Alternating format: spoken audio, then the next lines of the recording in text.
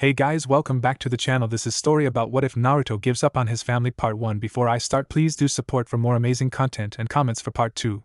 Do consider to subscribe my channel and share my video to your friends and check out the description as well. Let's start the video. If you two keep progressing at this rate, I might teach you guys the Rasengan when you graduate the academy. Minato Namikaze, the Yondaime Hokage of Konoha no Sato, spoke happily while looking down at his two children. Narumi Namikaze, the lone sister of the two.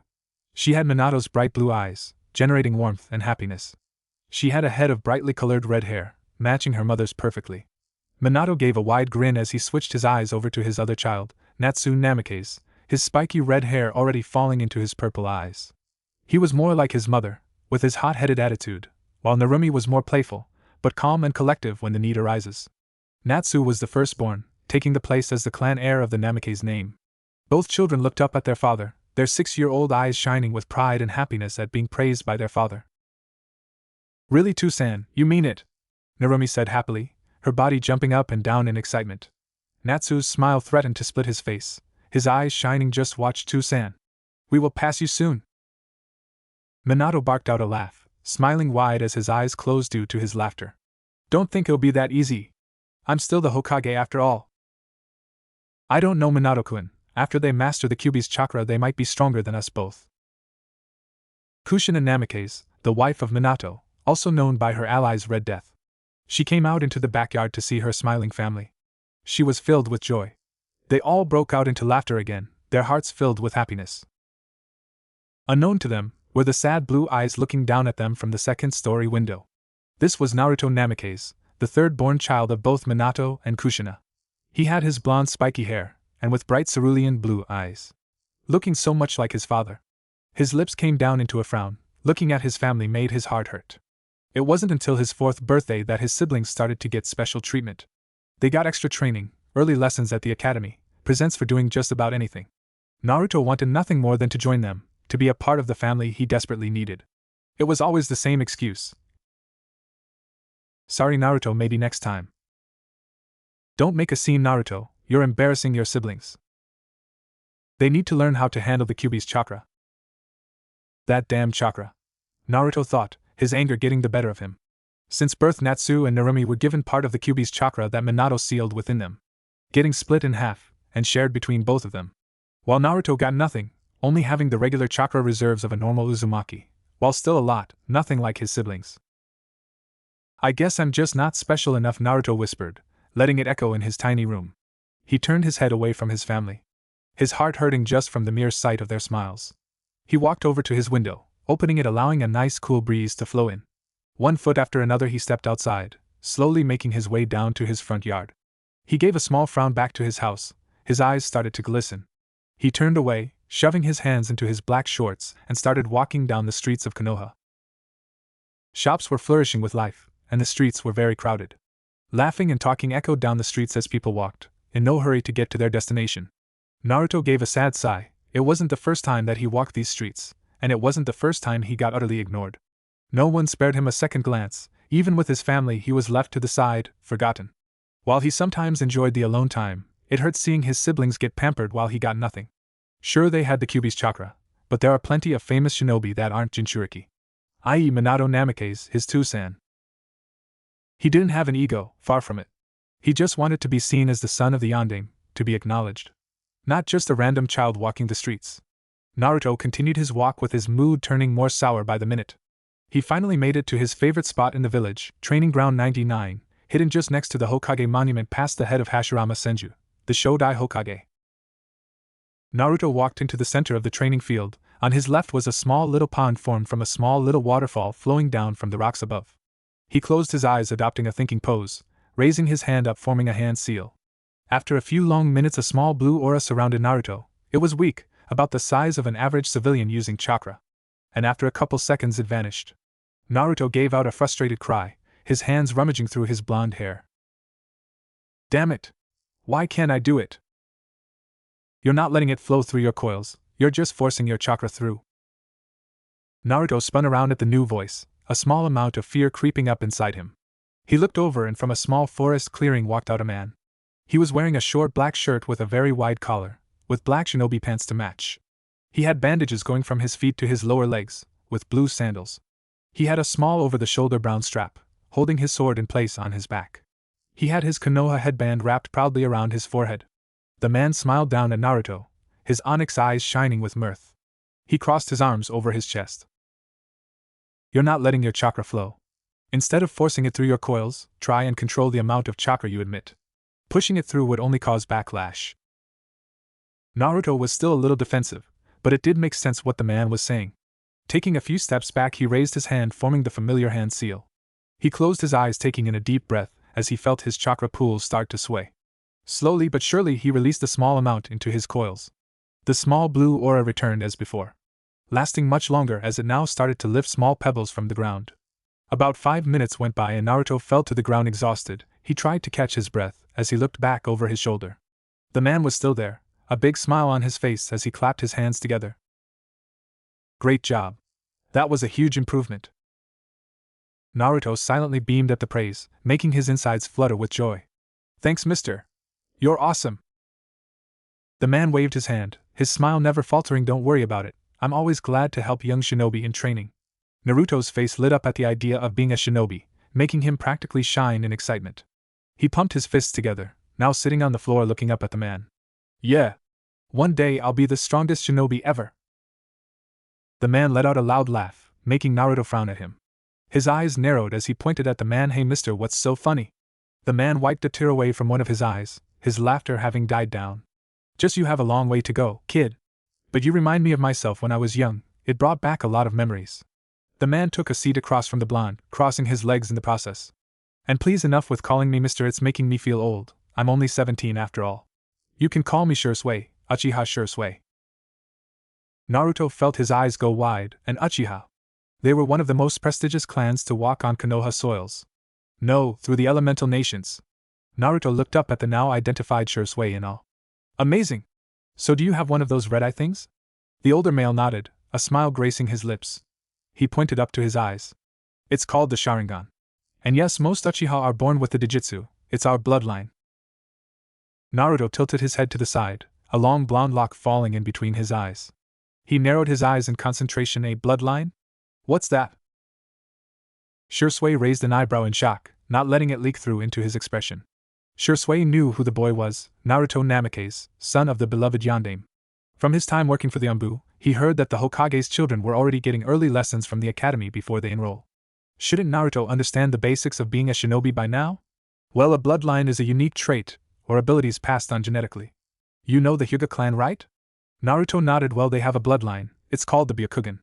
It gives them the ability to see far distances, through objects, and can even see around them in 360 degrees. Shursui looked down to see Naruto listening intently, his small bright blue eyes wider than saucers. Wow, so what does yours do, Shursui-san? Shursui smiled wide. Our bloodline is called the Sharingan. It allows us to track our opponent's moves, counterattack, cast a genjutsu with just a simple glance, and even copy other jutsus. Wow! The Sharingan sounds so strong. Are you strong too, Shursui-san? The taller male smiled awkwardly, his free hand rubbing the back of his neck. Well, I would say I'm about an average shinobi. No stronger than our village's average jounin, he said with a chuckle. While he was one of the top-rated Anbu that have enlisted in the past 10 years, he tried to keep things more on the humble side. Unlike his Uchiha brethren who have taken a slice of the arrogance cake. He was grateful for his Sharingan, he understood the weight it held as a shinobi tool. Naruto's loud tone broke him out of his thoughts. The blonde continued talking while Shursui sat and listened, throwing in his 2 cents whenever it was needed. He looked up to the sky. It was already dark, maybe somewhere around 8 p.m. Hey Naruto, don't you need to get home? It's already past 8, your parents must be worried. Naruto gave a low frown, his shoulders lowering down and his head staying stationary. Upon seeing this, Shursui cast a worried glance in Naruto's direction.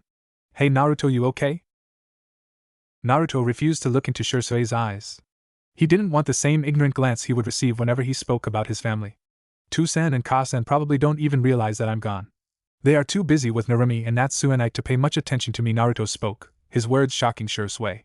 Shursui adopted a gaze of worry. Why would the son of the Yondaime say something that sounded so untrue? What do you mean, Naruto? Are you saying your parents don't notice you? Naruto nodded, his tiny hands clenched into fists. They already started training Narumi and Natsuenai.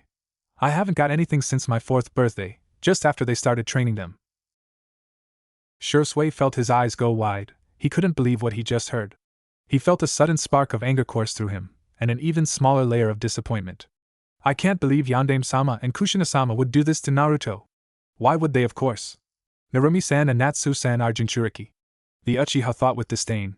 That explains why the boy was always out on his own, and how he didn't know what a bloodline was, and by his struggle to maintain his chakra. He hasn't even unlocked it yet. He's probably feeling like he doesn't belong in that family. And tomorrow, October 10th. Hey Naruto. Come over here.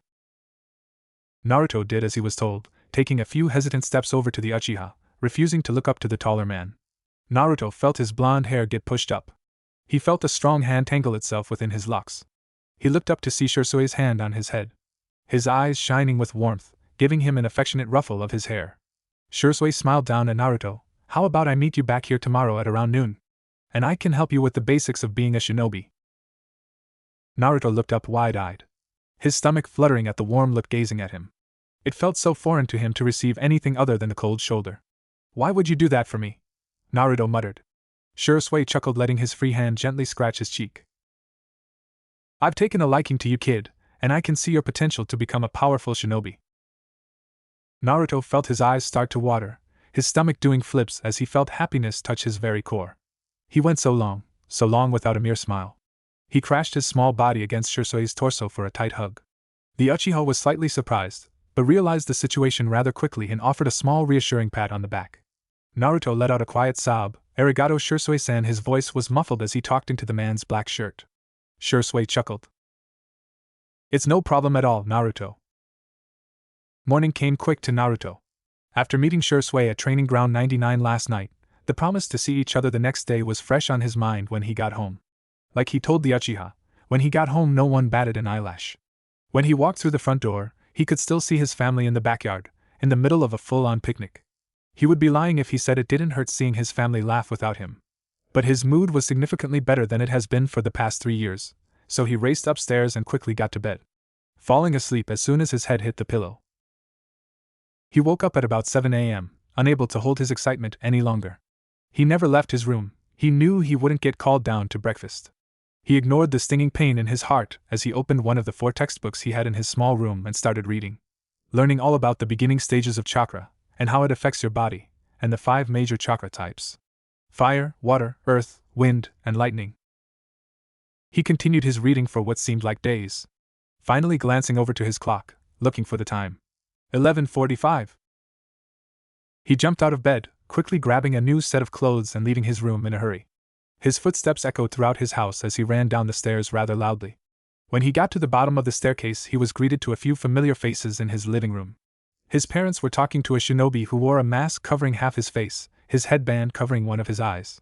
He didn't quite remember his name, though. He saw his brother and sister talking to Jiraiyaji and Tsunade, 2 of the remaining legendary Sennin who have been there since the beginning of his birth. He looked upwards, his mouth dropping agape as he read the giant sign hanging in the wall. Happy birthday, Narumi and Natsu. Naruto felt his heart drop in his stomach. A feeling of pure sadness pumped in his veins as he read the large banner. They forgot to put my name, my birthday. He couldn't stop the sudden cascade of tears that started to break out. He was so caught up in his time with Shursui he forgot about his birthday the very next day, and it seemed like all did as well. Without waiting another moment, he ran full sprint to his front door, opening it wide and slamming it shut behind him. Knowing full well that no one would question it, or question where he was, he ran to the training ground, running as fast as his little legs could. Like usual, the onlookers paid him no mind. The pain was sudden, all the built-up grief he stored away for the past few years breaking through its cage, griping at his heart, making his stomach feel heavy. He arrived at the training ground in record time. He fell to his knees the second he reached the center, his hand covering his mouth, swallowing a sob. And Naruto? Naruto, are you okay? Naruto looked up to see Shursui running at him, the older Uchiha having arrived about 10 minutes early only to see Naruto run inside the clearing crying. Naruto wasted no time and propelled himself into Shursui for another hug, his small hands gripping the older male's black shirt desperately, giving out a loud cry of pain. They forgot me, Shursui-san. They forgot me on my birthday. Shursui felt his anger from last night's return tenfold. He tightened the hug around the blonde, quietly asking him to explain what exactly happened. Naruto then sadly told him of his experience, not missing a single detail.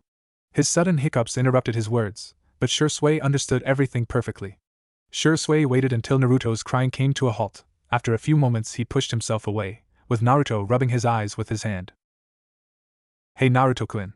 The boy looked up to see Shui's outstretched arm. All he saw was a semi-large wrapped box, with an orange bow on the top. Naruto sniffled and looked up at Shui in confusion. Shui rubbed the back of his neck. "I was going to wait to give this to you later. But I want to give it to you now." Naruto hesitantly grabbed the box from his hands. Making sure his vision was clear enough, he slowly started to open the box. He removed the top part, and his eyes shined with surprise, reflecting off his drying tears. Inside the box was an old Konoha no Sato headband. The metal plate was slightly damaged, and the cloth around it was a solid green, showing the age. Naruto looked up at Shui.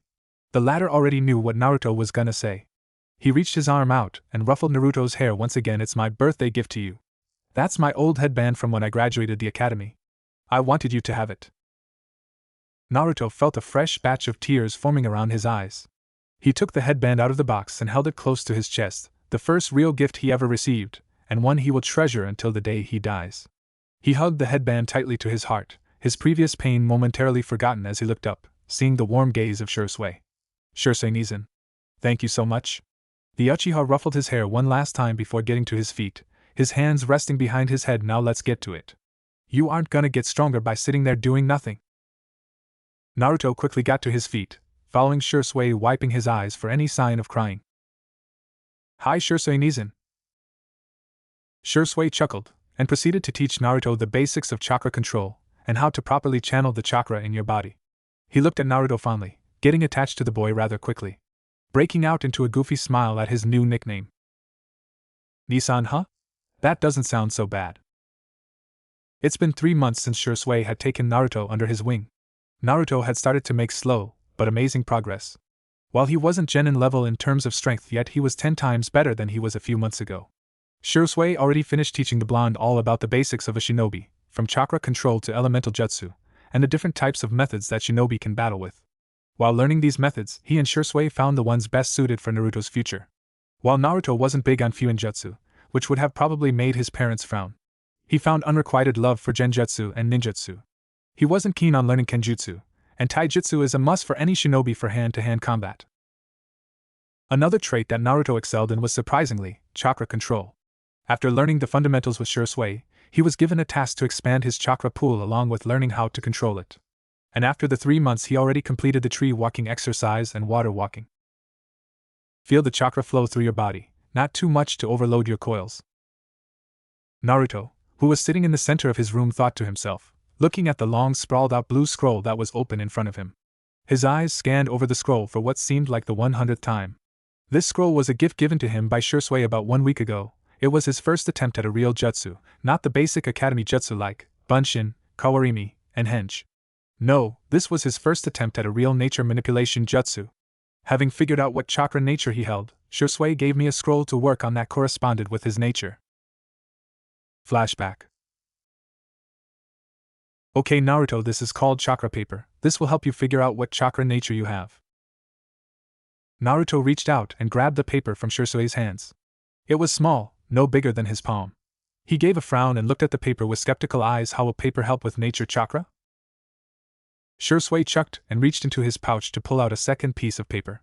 Well, let me finish, Baka. Naruto sent a glare his way. This paper is special. It's made from a special tree that has chakra running through it constantly. With even a tiny drop of chakra, this paper will tell you exactly what chakra nature you have. Or in other words, chakra affinity.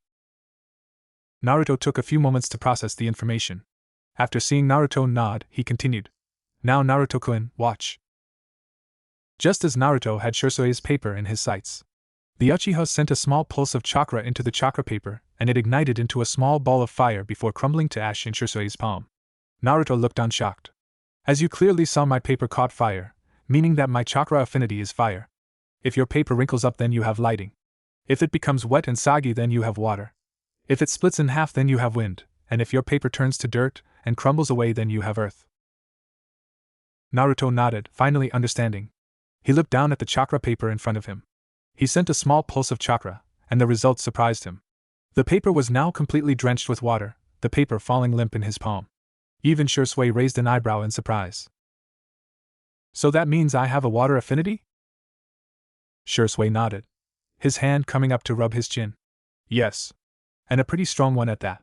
Which is odd since I'm pretty sure either of your parents have an affinity for water. You developed this all on your own, kid, he said with a chuckle, making Naruto beam. He reached into his pouch once again and pulled out a small blue scroll. Here, this is a D-rank water ninjutsu. I have a mission to go to, but I'll be back within the week. But I want you prancing this while I'm gone. Flashback end. And practice Naruto did. Every waking moment was spent learning this low-level jutsu. The technique was water style, spitting fish. A low D-rank ninjutsu that was mainly taught to academy students who lived in Kiri. It was a fairly simple jutsu, where the user lets out a single jet of water from the mouth.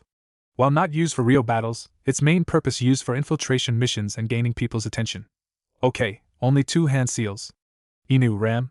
Water style, spitting fish. Suddenly a small jet of water shot from his mouth, shooting off into his bedroom wall.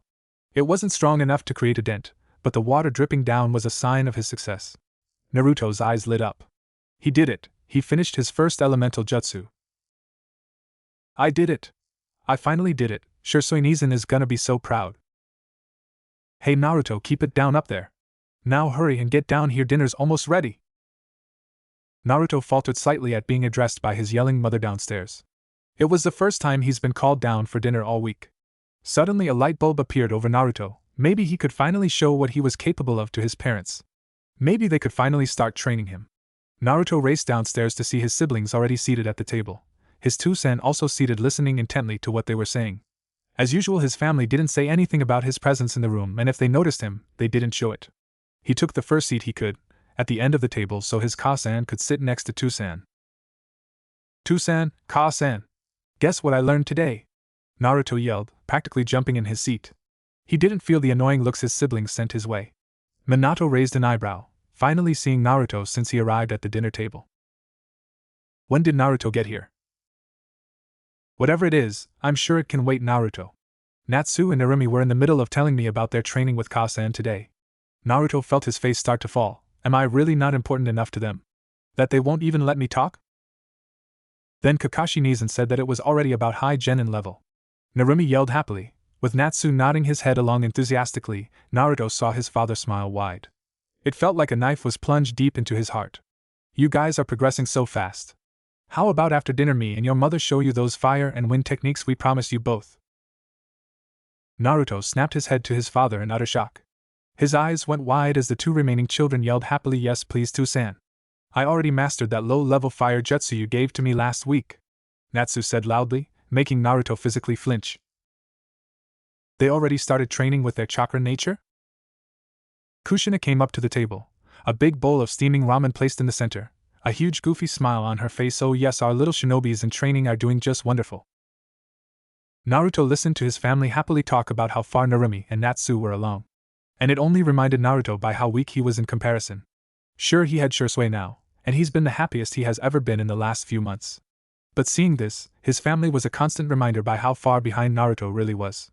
He was a shadow that the Namikaze family wanted to forget. He clenched his fists under the table, trying hard not to let any tears get by. Unlucky for him, Natsu saw his Ototo's sudden attitude change. While Natsu was slightly curious why his mother and father never really gave Naruto any attention, and always refused the idea of training Naruto whenever he asked, he came to the simple conclusion a long time ago, that he and Narumi were just more special than Naruto. They were the Jinchuriki of the most powerful Bijou. Of course they would need all the attention they could get. An ordinary child doesn't need all the extra help. He felt a smug grin glide across his face, not realizing how the next few moments will drastically affect Naruto. Aw, is my Ototo sad that his siblings are so much stronger than him? Naruto closed his eyes tight, a few tears leaking out. Unknown to him, his mother and father were slightly worried about his sudden shift of attitude. Natsu felt Narumi elbow him in the side, telling him to stop. That didn't deter Natsu. Of course, why would our parents waste time on such a loser like you? Shut up! Naruto yelled, his eyes opening wide as he tried his best to glare at his brother. Each word felt like a dagger slowly slicing him up. He heard his parents try and get Natsu to stop. But nothing stopped his onslaught. That's right, Baka, you're a weak loser that nobody likes. And when I'm the clan heir, I'll make sure you get what you deserve and take you out of the clan. Shut up. Without warning, Naruto's chakra began to fluctuate, his hands moving at academy-level speeds and using the jutsu he learned just an hour ago. Water style, spitting fish.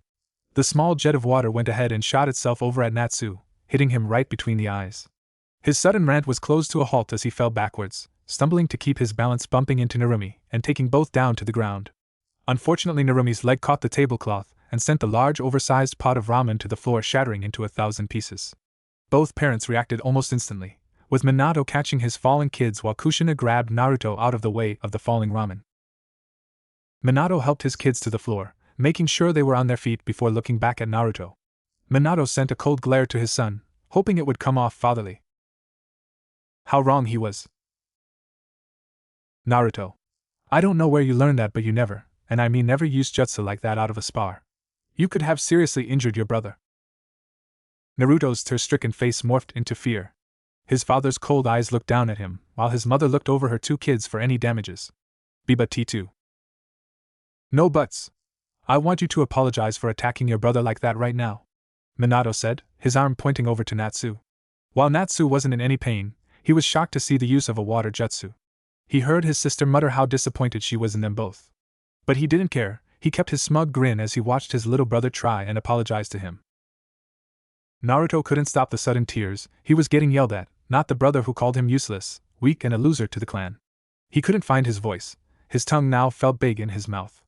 All words gone, and now fear and sadness flashed in his eyes as he looked at his father. An angry and disappointed glare looking at the 8-year-old. I'm SS. Minato shook his head, irritated. That's it. Naruto, go to your room. Since you want to apologize, you get no dinner today. I expect an apology to the whole family come breakfast tomorrow morning, Minato said, his eyes narrowing at the blonde. Do I make myself clear? Naruto nodded frantically. Without saying a single word, he ran upstairs and into his small room. The looks of disappointment and anger he received by his family were now etched into his brain forever. He curled up in his messy bed, his tears staining the sheets as he sobbed silently. It wasn't fair. All he wanted was a family to love him. Naruto sniffled, grabbing the headband that Shisui gave to him and hugging it to his chest. Only Shisui Nizen truly cared about him. He is the only family he had. He finally saw the reality. How sick he was to think that this was a family. The words of Natsu snapping gently into place. He would prove them wrong. He would get strong without their help. He opened his bloodshot eyes, pushing the headband upwards and wrapping it around his forehead. Pushing back his depression and changing it to determination. He will grow stronger. He has Shisui Nisan and the academy. He didn't need special treatment. He didn't need this so-called family. Using his arm, he wiped away his remaining tears. I'll become strong. I swear it. Water style, water clone jutsu. 2 identical clones made of pure water formed at Naruto's feet. All 3 held kunai as they sprinted off towards Shisui. The lone Uchiha grinned widely as he easily dispatched both clones with a soft kick to the chest. He sidestepped Naruto's attempt to kick his stomach, taking advantage of Naruto's new opening, grabbing the blonde's leg, throwing him over his back. Naruto wasted no time as he performed a quick kawarimi, appearing to Shisui's left side. The Uchiha bent his back backwards, sending a sweet kick under Naruto's leg, making the blonde fall to the floor. Shisui moved his body until he was atop Naruto, arm around his neck in a chokehold. The whole time his goofy grin never left his face, as he watched the blonde struggle under his weight. That was better. You're differently improving, my little turtle. Naruto scowled, his face pressed up against the forest floor, attempting to glare at his sensei. I said stop calling me that. Shisui only smiled as he pushed Naruto deeper into the ground. And honestly, Turtle-chan, a genjutsu on an Uchiha? I've taught you better than that. Naruto's body then sunk into the ground, turning into blades of grass while Shisui used his signature jutsu, the Shunshin technique, or the body flicker. In a sudden flash he was about 10 feet away, his elbow extended out, seemingly hitting air. Suddenly Naruto's body appeared from what looked like nowhere and flew across the training ground and impacted with the nearest tree. He spat out a small amount Sylvia, leaving a pretty decent-sized dent in the tree. Naruto gave an audible groan. His arm coming up to rub his chest, his ribs felt like crap. He looked up to see his sensei kneeling down at him, his arms resting on his knees as he grinned at Naruto. I'm proud that you managed to get that genjutsu down so fast. Naruto gave a silly grin. In the past year since the sudden falling out of his family, he had been spending more and more time with Shisui.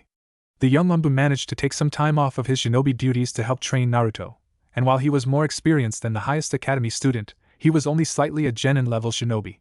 It wasn't too bad. The only real issue was understanding how the jutsu worked. He spoke as he rubbed the back of his neck. A mannerism he picked up by hanging around with Shursui. The hidden person genjutsu, mainly used for assassination missions. It was AC rank genjutsu that focused more on the fundamentals of genjutsu itself. It wasn't just how good your chakra control was, it was understanding how the cerebral nervous system works in order to manipulate your opponent's 5 major senses. Any shinobi could perform genjutsu, it was how precise your chakra control was to really make the illusion convincing. Shursui gave a nod of his head, watching Naruto get to his feet. He crossed his arms over his chest. So Naruto, how's the academy going? Have you learned anything yet? Naruto shrugged his shoulders, his eyes flashing suddenly with annoyance. It's been about a year now that Naruto was enrolled in the Shinobi Academy along with his siblings, and all the clan heirs from the major clans in the village. And like usual, no one batted an eyelash in his direction. Even the teacher of his class was shocked when he read his name, apparently thinking there were only 2 Namake's children. And speaking of the 2 Namake's children, last year, during the first real fight he had with his family and hitting Natsu right between the eyes with his jutsu. The next morning he was forced to apologize to his brother and sister. While Natsu got off scot-free, no punishment, no scolding. Just an imaginary slap on the wrist while Naruto was grounded for 2 weeks, with only a limited amount of food at his disposal.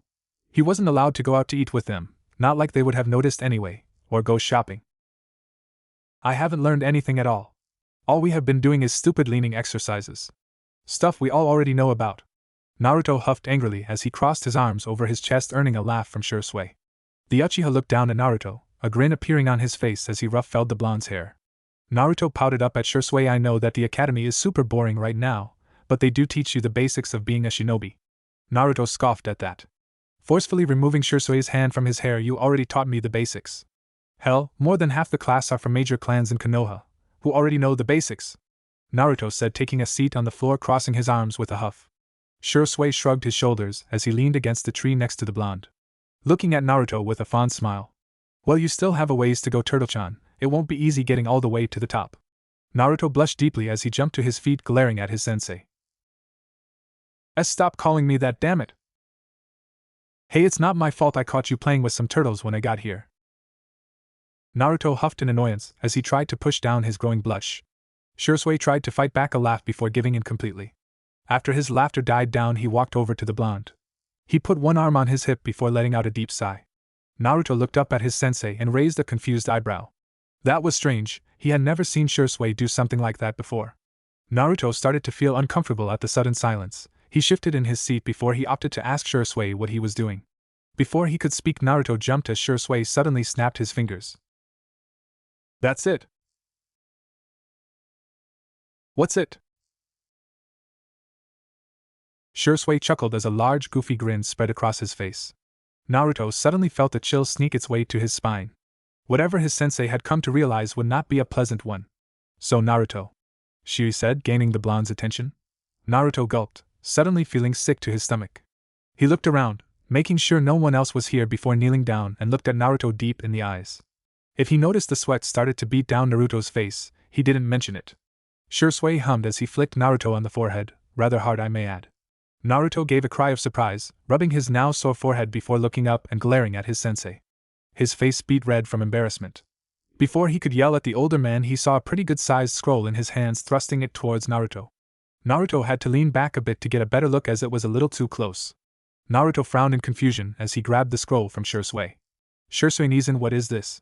He said before placing the scroll on the floor and unraveling it. Shursui laughed before taking a seat across the blonde. Well, I've been trying to think about the perfect thing to finally boost your training into overdrive.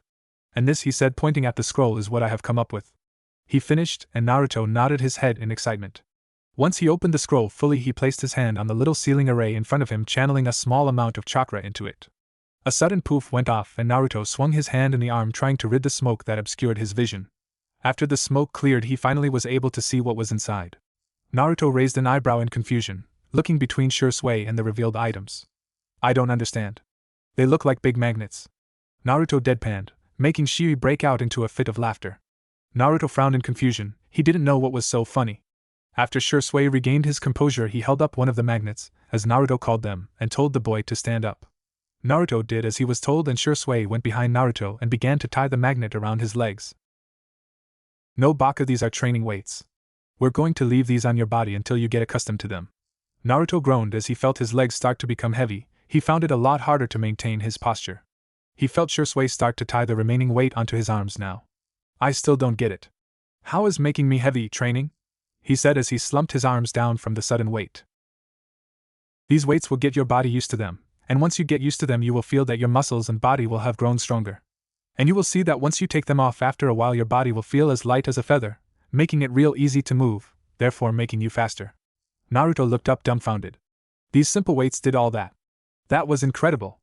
Wow, that's amazing. So how long do I have to keep these on for? A few days? A month? 2 months? Shursui sweat dropped at the rapid-fire questions as he waved his hand in the air, a devious smirk forming on his face. Oh, you know, only forever. Till we have to raise the amount. Naruto felt his face fall. His excitement evaporated almost instantly as he looked upwards, his innocent eyes wide open. A deafening silence fell in the clearing as Naruto digested the words that were fed to him. Forever? Like ever? Shursui nodded his head, trying his best not to bust out laughing. Well, of course, Turtle-chan. You have to keep raising the amount, and keep them on constantly to get used to them. So get used to sleeping with them. Naruto finally gave in and fell to the ground, but he wasn't sure if it was because of the new weights on his body, or his broken morale. Shursui rubbed the back of his head in amusement, lightly tapping the blonde with his foot to gain his attention as he picked up the second scroll that was with the weights. While on the ground, Naruto turned his head as he saw the scroll get picked up. He didn't even notice there was another scroll. Shursui placed it next to Naruto. Make sure you read this scroll. It's a B-rank genjutsu that's pretty difficult to pull off. Now if you don't learn it by the time I come back from my mission, don't feel discouraged, he said. After knowing Naruto for the past year, he really started to understand the blonde on a deeper level. He knew that Naruto would likely start to feel insecure and tell himself he wasn't good enough if he didn't learn a jutsu quickly, especially if it was a B rank. Sure, it isn't the most difficult jutsu out there. It really was only a B rank since it used a good portion of chakra to cast it. But knowing Naruto, he would berate himself constantly for it. It is pretty complicated. So take your time with it. I'll only be gone for about 1 week. Naruto frowned as he picked himself off the ground, rather sluggish, still getting used to the large amount of weights on his body. He forgot that Shursui was supposed to leave on a mission today. Still, he was happy that he took time out of his busy day to come teach him a few things. But he would show Shursui that he could learn this jutsu with no problem. While he was more excited than usual since this would be his highest rated jutsu, it did send some nervousness into his system. But he would make sure to complete it, master it before he got back. Naruto grabbed the scroll and something finally dawned on him. Hey Shursui-Nizen, where did you get this scroll? You suddenly just had it with you. Shursui raised an eyebrow at the blonde before shaking his head. No. When I figured it out what to get you, I quickly left and threw the scroll together from home. Naruto's eyes grew to the size of saucers, his mouth falling open in shock as he stared starry-eyed at his sensei. Wait, you left? But I didn't see you move. Naruto screamed and Shursui gave a hearty laugh. Come on, kid, they don't call me Shursui of the body flicker just for fun, he said with a grin as he saluted his student and with his free hand pointed at the scroll in Naruto's hand, making the blonde avert his eyes. Now make sure to study. See you in a week. Wait, Shursui? Naruto looked back up to see that he was already gone. Not a single trace of Shursui left in sight. Naruto looked in awe, not believing his sensei was capable of something so cool. This only seemed to push Naruto more into proving that he was a culpable shinobi. So without wasting any more time, he jumped into a seating position and unraveled the scroll, not wanting to let any motivation go to waste. Now let's learn this jutsu. God, this is impossible! Naruto yelled as he threw his body backwards onto the forest floor. Looking up into the beautiful blue sky as he threw his arms out as well, they hit the ground with a loud thud as he still wasn't used to his new weights. Naruto huffed as he glared up at the sky, his eyes picking one cloud out of the many masses and sending a chilling glare its way. This is all your fault. This is supposed to be an easy genjutsu to learn, why can't you just work with me? He screamed at the cloud. His anger started to get the better as he yelled empty threats at the large mass of water vapor. It has been 5 days since Shiryu left on his mission and Naruto made basically zero progress on the jutsu. He clenched his fist in irritation. He managed to get the water clone jutsu down in 1 day. And the hidden person technique barely took him 2 days. He huffed in annoyance as he grabbed his hair in annoyance. Ga stupid ass genjutsu, he said before sitting up. He pouted as he read the scroll for what felt like the millionth time. Perfect rainfall. An illusion which changes the atmosphere into sudden acid rainfall that burns one's skin if touched.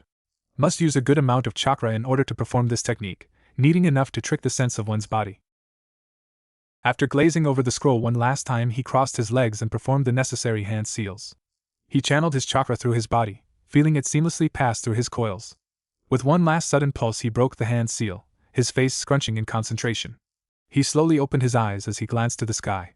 The sky was now a dark gray in color, dark clouds overtook the setting sun, shadowing it from view. Then he felt something wet fall onto his arm. One by one more droplets started to fall from the sky, soaking him from the sudden torrent of rainfall.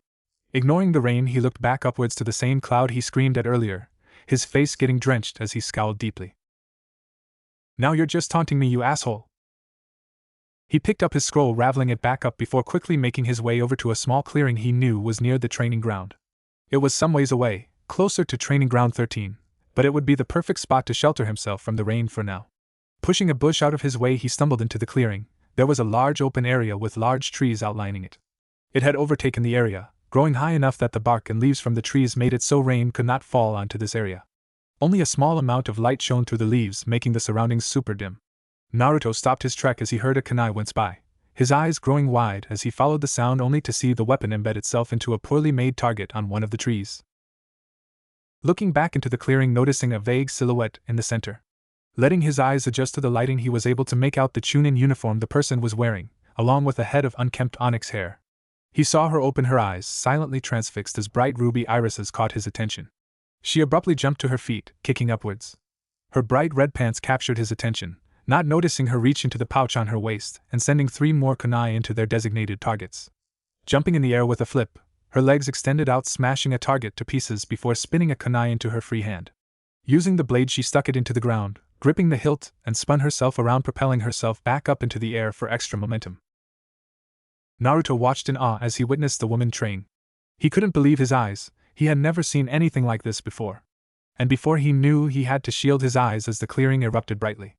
A large fireball exploded into the clearing, lighting up the area. She sent another one in the sky, using the force to propel herself back down towards the ground. Naruto watched as she landed back onto the ground gracefully. Not a single flaw in her step or mistake in her posture. Naruto was starstruck at seeing first-hand fire manipulation. Shursui never used jutsu when they spared or showed off any of his skills other than taijutsu. So seeing real jutsu from somebody else was awesome. Before Naruto could expel his excitement, he felt something sharp go against his neck. He froze as he glanced down to see a kunai pressed up against his neck. Fear started to leak through him as he noticed the girl he was previously watching was now nowhere to be seen, and the scorch marks that were left behind from the fire jutsu also vanished. Trying to calm down his increasing heartbeat, he looked behind him to see the precising red eyes of the girl he was just observing. He felt the kunai press deeper into his neck as panic spread. "Who are you and why are you watching me? You some sort of perv?" Naruto shook his head, sacred beyond belief, and no. "I was just passing tea through WW when I saw you. I swear," he said frantically. The woman hummed in thought as she finally got a good look at the person she held captive. He was young, much younger than she would have thought from his presence.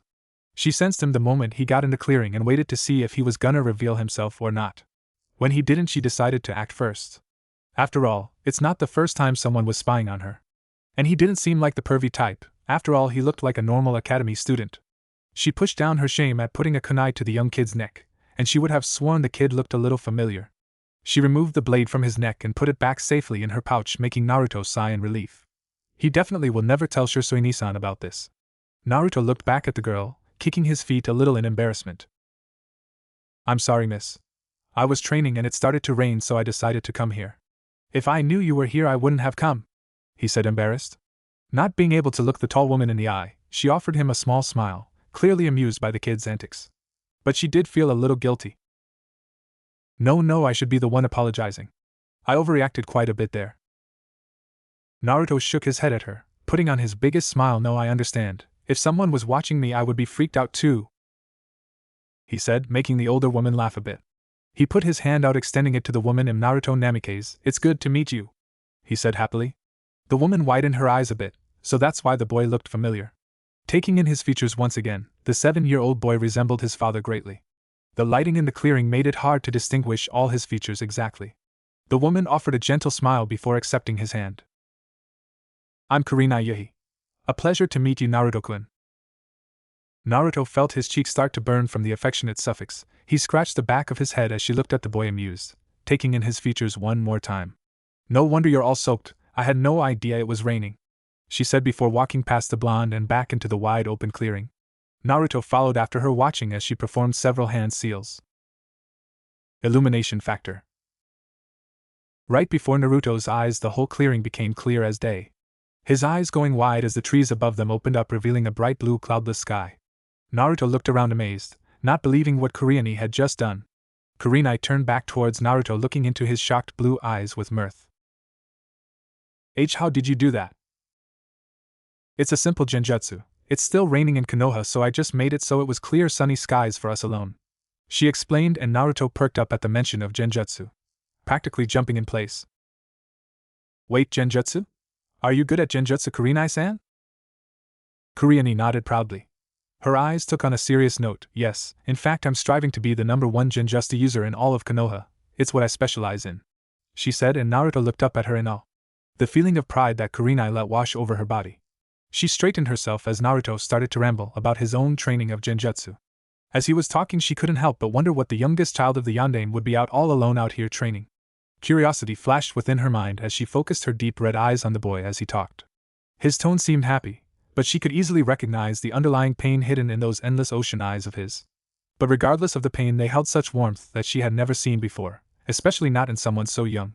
She watched as he brought one of his hands up to scratch the back of his head as he talked, noticing the tic that he had displayed in their earlier meeting. Kurenai smiled slightly at the gesture. The boy had a cute expression when he was flustered. She blinked, finally noticing the black scroll he had in his other hand. And I just can't get this genjutsu down, and I've been trying for the past 5 days. What kind of genjutsu is it? Naruto blinked, handing the scroll over to Kurenai. Kurenai gave a quick thanks before taking a seat on the floor, motioning Naruto to do the same. After opening the scroll, she read over the contents before raising an eyebrow in confusion. Naruto noticed her sudden look. Is everything okay, Kurenai-san? Kurenai nodded, without looking away from the scroll. Where did you get this jutsu, Naruto-kun? Naruto tilted his head at the question. Shursoin gave me this scroll before he left on his mission a few days ago. Kurenai hid her surprise at the mention of Shursoi's name. How could she not know who he was? He was assigned as captain to one of her missions a few months ago, and he was one of the best shinobi she had worked with. He listened to the whole team and any ideas that they had, and even supported the team and was open to suggestions. Not to mention him being of Uchiha descent, he didn't act like one at all. Most Uchiha were arrogant and outright rude. Whenever she worked with another Uchiha, they scoffed at her for pursuing genjutsu, telling her it was useless to try and outbeat an Uchiha in genjutsu. Shursui was a polar opposite in every sense of the way. He was kind, humble, and when he was told of her dream he was ecstatic, telling her he hopes to see her at the top one day. Sneaking a glance back over at the worried Namikaze next to her, how did Naruto and Shursui cross paths? Shursui was a pretty busy shinobi, but he seemed to spend enough time with Naruto for the boy to harbor an affectionate nickname for the man. It seems there was more to Naruto Namikaze than meets the eye. She turned the scroll back over to Naruto. What exactly were you having trouble with? Naruto slumped down and looked at the ground, embarrassed.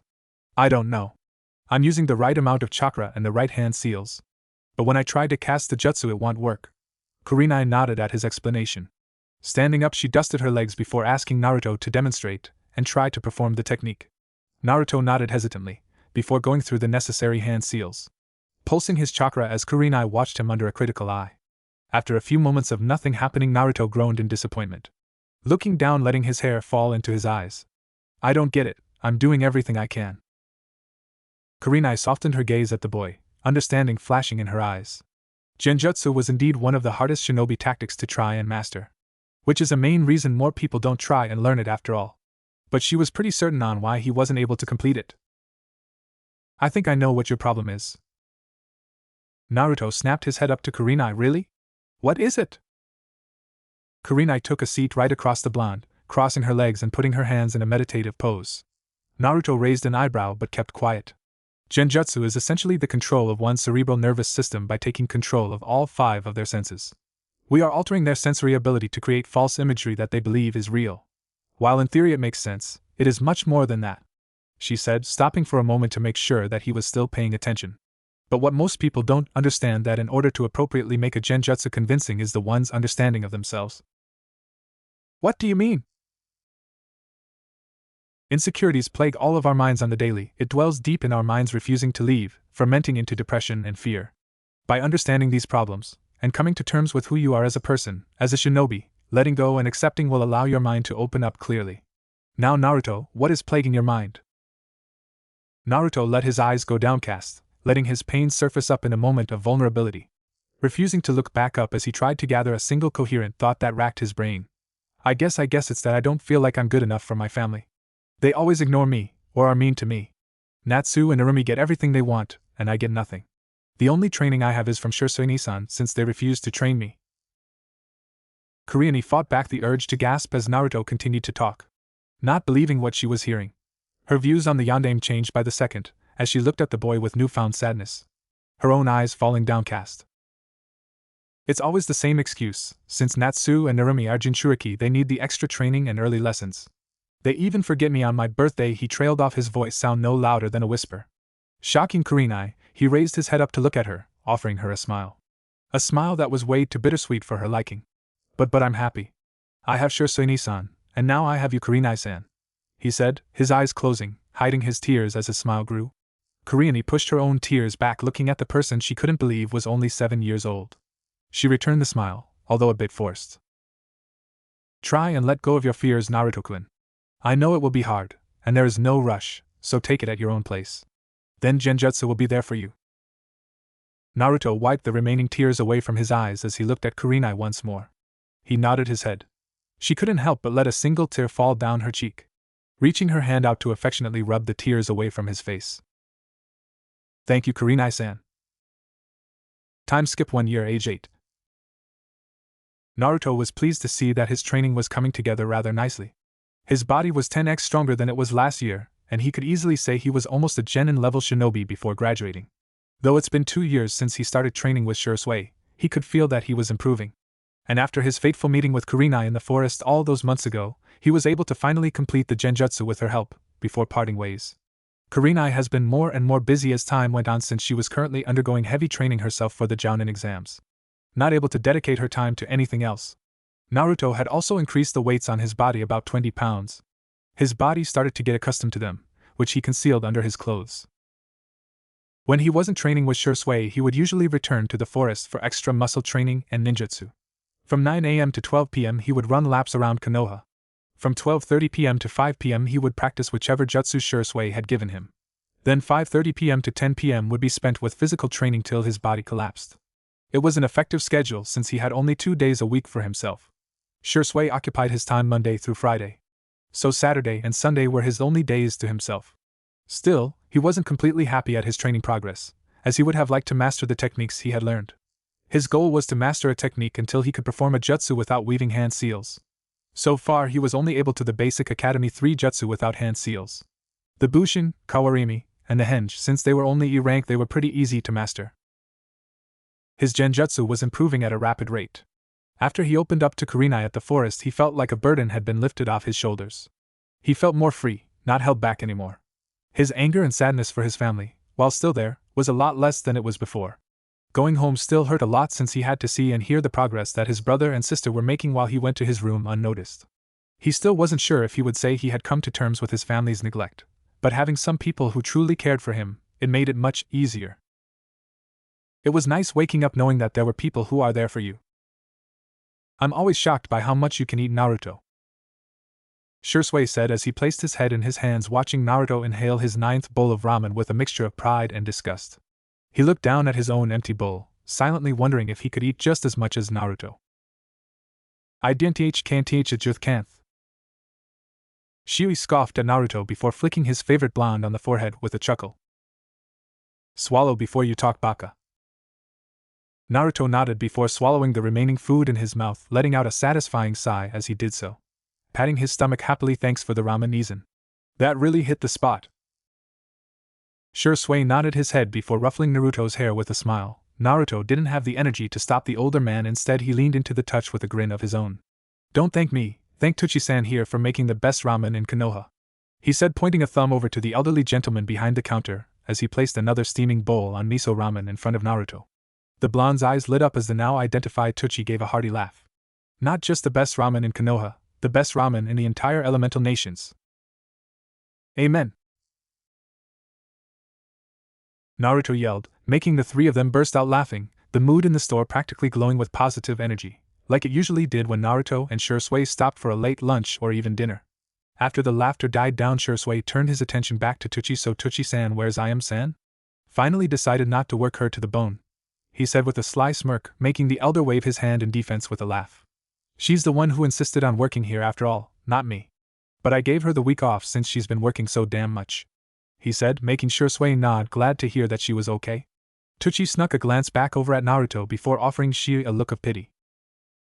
Hey, I know about Naruto-kun's insane eating habits. How about only paying for the first few bowls?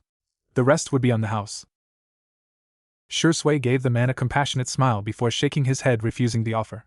Sorry, but no can do, Tucci-san. I got paid pretty well for my last mission, and it's the least I can do for the kid, he said, making Techi hesitantly nod, hoping the Uchiha wasn't going broke over the blonde boy.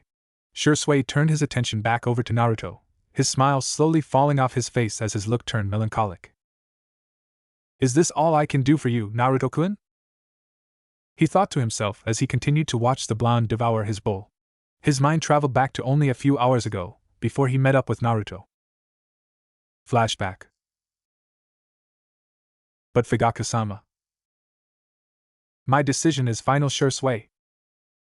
The voice belonged to none other than Fugaku Uchiha, the current clan head of the Uchiha clan. The one person that Shursui hated more than anything right now. Shursui clenched his hands, his Sharingan active and spinning widely. Shursui, you are one of the most gifted Uchiha the clan has ever produced. You shouldn't be wasting your time and potential on this village. Fugaku spoke, his voice laced with venom. The mere thought of Konoha causing his blood to boil. You should be proud, knowing full well that the Uchiha name will soon be restored to its former glory. Fugaku said before walking in front of Shursui and placing a hand onto the younger boy's shoulder. She had to fight back the reaction to snarl at the elder. Fugaku forced eye contact, his own Sharingan spinning in his socket. This is a wonderful opportunity for the clan, Shursui. We will get back what was rightfully ours. He spoke, his voice darker than ever. His very breath stunk of malice. Shursui shook his head at the clan head, and a coup d'etat against the village is the way to do the. A loud smack echoed within the room. Shursui's eyes went blank as Fugaku sneered to his underling. His arm outstretched as his palm connected to Shursui's cheek, wiping it across his face. Don't you dare talk back to me, boy. Know your place within these chamber walls and do as told. You're dismissed, he said, feeling no remorse for what he has done. Shursui schooled his emotions, putting up a stoic expression as he turned his back to Fugaku, turning his head to meet the elder one last time in the eye. It's you guys that have destroyed the Uchiha name. Not Konoha. Then if I may ask, Fugaku-sama, when is the coup d'etat taking place? Fugaku smiled, happy to hear that Shursui had finally started to see reason. Not that he had much of a choice in the matter, the whole clan was already preparing for the takeover. In 2 days' time. At midnight. He said, taking a seat, balling his hand into a fist and resting his head, narrowing his eyes. Do I make myself clear, Shursui? Crystal, Fugaku-sama. This is quite an honor, Shursui. Remember where your allegiance lies. End flashback. Shursui clenched his fists tightly just thinking about Fugaku. Scowling as he looked down at the ground, hoping his sudden attitude change went unnoticed by Naruto. Almost every day he had tried to talk reason on Fugaku, then they didn't need to do a coup d'etat. That there were so many more possibilities that would be better. But he didn't listen, he never listened to reason. He kept saying it was in the best interest for the clan. That they needed to do this in order to be on top like they deserved. For years now the Uchiha clan was on thin ice with the Konoha Council. They were the prime suspects of the Kyuubi no Kitsun's sudden appearance in the center of Konoha all those years ago.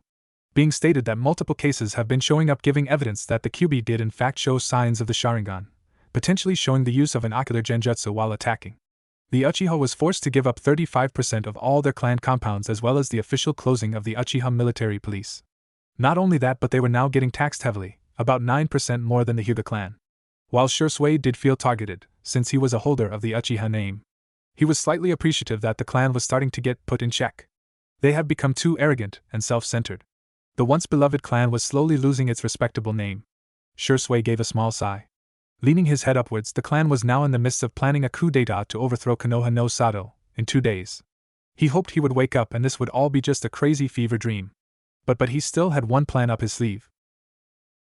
Hey Naruto. Naruto looked up to his knees and tilted his head, ramen noodles hanging from his mouth with his chin covered in broth. Despite the internal battle Shui was forced to fight in, he couldn't help but smile at his student. He couldn't help it. Standing up from his seat, he threw a hefty amount of bills on the counter, enough to cover the entire bill plus some more, thanking Tucci for the meal. Come with me. Naruto wiped his face until it was ramen-free as Shui walked out of the stand. The blonde placed his half-empty ramen door on the counter and quickly left to catch up to his sensei. Naruto was starting to get more and more nervous the longer they walked in silence. In the past 2 years, Naruto had never seen Shui look so serious. It was starting to worry Naruto greatly, but he opted to stay silent until they reached wherever they were going. If it was as serious as it seemed, then he really didn't want to make things worse. Shui glanced back over at Naruto as they finally reached their destination at Training Ground 7. Walking over to a group of trees, Shui leaned on the tree as Naruto did the same. The black-haired man looked up into the darkening sky, letting the soft spring breeze wash over his body. One of his hands was in his pouch and was fidgeting with a large black scroll nervously. Looking back at Naruto, he noticed that he looked ready to burst like an anxiety balloon any moment. He grinned slightly as he kneeled down to the boy's level as he ran his hand through the blonde's locks. Naruto started to calm down at the touch as he looked at Shui blinking in confusion. You know, Naruto-kun, I'm really glad I met you all those years ago. Naruto brightened up at his Nizin's words, a light pink tinging his cheeks as he nodded enthusiastically to Shui. Me too, Nizin. I don't know what I would do without you. Shui smiled at the boy, but on the inside he felt like screaming. He wanted nothing in this moment than to be able to tell Naruto that everything was going to be okay, that if he could he would stop this all and make the world a safer place. But he couldn't do anything. He was hoping, praying that his plan would work. It had to. If not for his sake, then for Naruto's. With a shaky hand he gripped the scroll in his pouch and handed it to Naruto. The boy grabbed it, and before he could ask what it was, Shui beat him to it. Naruto-kun, he started, making sure he had the boy's full attention before continuing. I want you to promise me something. Naruto quickly snapped to attention. Shusui's voice took a serious edge as his eyes morphed into his Sharingan, looking Naruto deep in the eyes. Naruto gulped before hesitantly nodding his head. Anything, Shusui Nizin. Shursui put his hands over Naruto's as they grabbed the scroll together. Naruto felt Shursui's hands tighten around him, almost desperately. Promise me. Promise me you will only open this scroll if anything bad happens to me. Naruto felt his eyes go wide, stunned at what his Nai-san just said. A look of fear etching across his face. His mind running at a mile a minute trying to process if he heard him correctly. He looked at Shursui, his eyes starting to become glossy. Shursui Nizin, what's going on? Are you in danger? Shursui kept his serious gaze up, but his eyes flashed with uneasiness. His Sharingan spinning widely as he pushed the scroll into the boy's chest. No, of course I'm not in danger. He shook his head, looking Naruto dead in the eye. Just promise me. Naruto slowly nodded his head, the grip on the scroll now tightening considerably, as he tried his best not to let the tears fall from his eyes. I promise. Shursui's power over the Shunshin no Jutsu was pure masterful. Mastered to the point where even a Jounin would think the man just vanished completely. After his little talk with Naruto, he had dropped the boy back at his house, before using his Shinshin and traveling at almost impossible speed, appearing just outside the Uchiha compound in a small forest area, leaning on the border to the forest of death. A scowl formed on his face as he unsheathed his sword, and with a loud scream he sliced the neatest tree nearly in half. He breathed heavily as he looked up in the dark sky. The clan was really going through with it. He observed the clan for weeks. He spied on them and tried his best to stop the elders and their coup d'etat. While he knew the Uchiha were cursed with the obsession of power, the cycle of hatred burned stronger in the Uchiha more so than ever since Madara. Though Shursui harbored no love for the Uchiha since their turn of utter hatred consumed them. It was still his family, a family he was born into, raised into and taught. But this last year, the word family left a bitter taste in his mouth.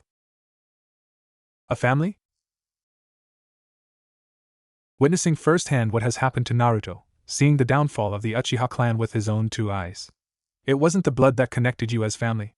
No, it was the people you care about, the people you swore to protect. The Uchiha weren't his family, the Hokage weren't his family, he only had himself, and Naruto. Suddenly the breaking of a twig echoed through the small clearing. Shursui acted quickly, grabbing his sword as an old man walked out of a bush. The man was old, his hair still full on black as he wore an oversized white shirt with a green cape covering the right side of his body. He had bandages covering his right eye and an X scar on his chin. He looked over at Shursui. The Uchiha glaring over at him. Danzo, what are you doing here? The now identified Danzo said nothing. He continued his walk until they were about 20 feet apart.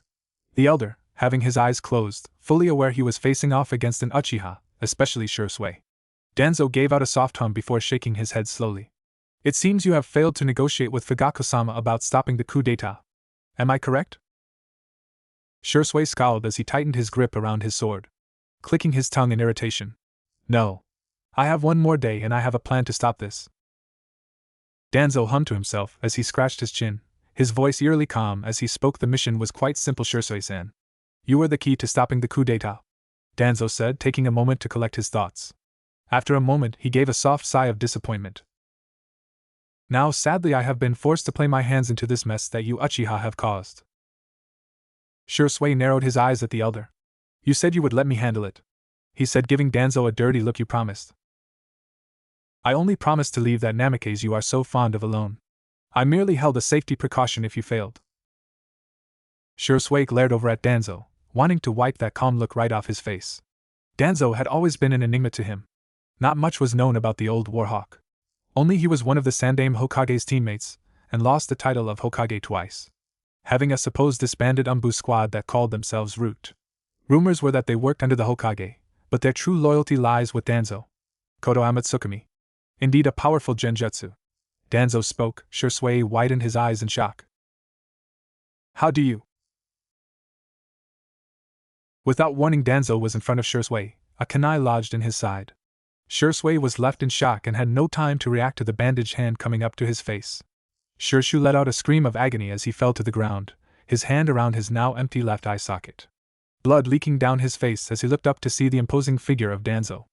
A look of utter shock on Shursui's face as he watched the man pull the bandages off his face, showing a 3-tomo Sharingan, holding his stolen eye in his hand before watching it get sealed away into a seal on his arm.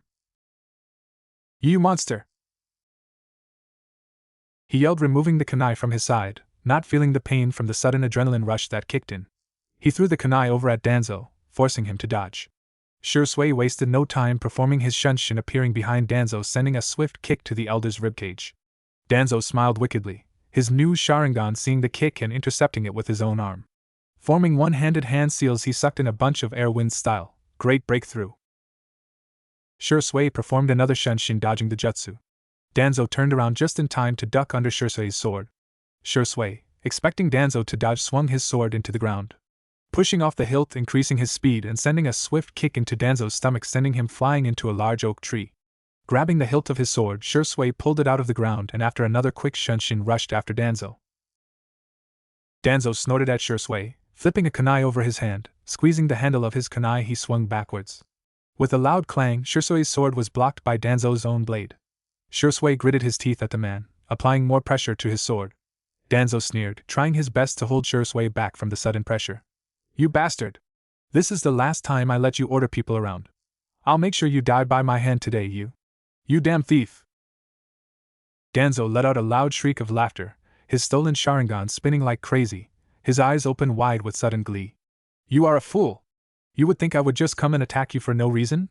Shursui gritted his teeth in disgust of the man, suddenly knocking the kunai out of his hand and bringing the sword down, slicing Danzo's right arm. Danzo gave no indication of being hurt, only a huge smile, his bandaged hand coming up and grabbing the sword by the blade. Shursui looked over at Danzo in shock. This guy is fucking crazy. You still think you are the only one I gave a mission to, Baka? Your whole talk with Fugaku, with so many guards around. I knew you would have failed, that's why right now, he said, forcing the blade out of his arm. No blood leaked from his hand as Shursui widened his now lone Sharingan eye in anger. Appalled by Danzo's sudden hysteria, Danzo motioned Shursui to look up, only to see a large pillar of smoke coming from the Uchiha compound. Shursui almost lost the grip on his sword, a sudden burst of shock entering his veins as Danzo released a displeasing cackle of laughter.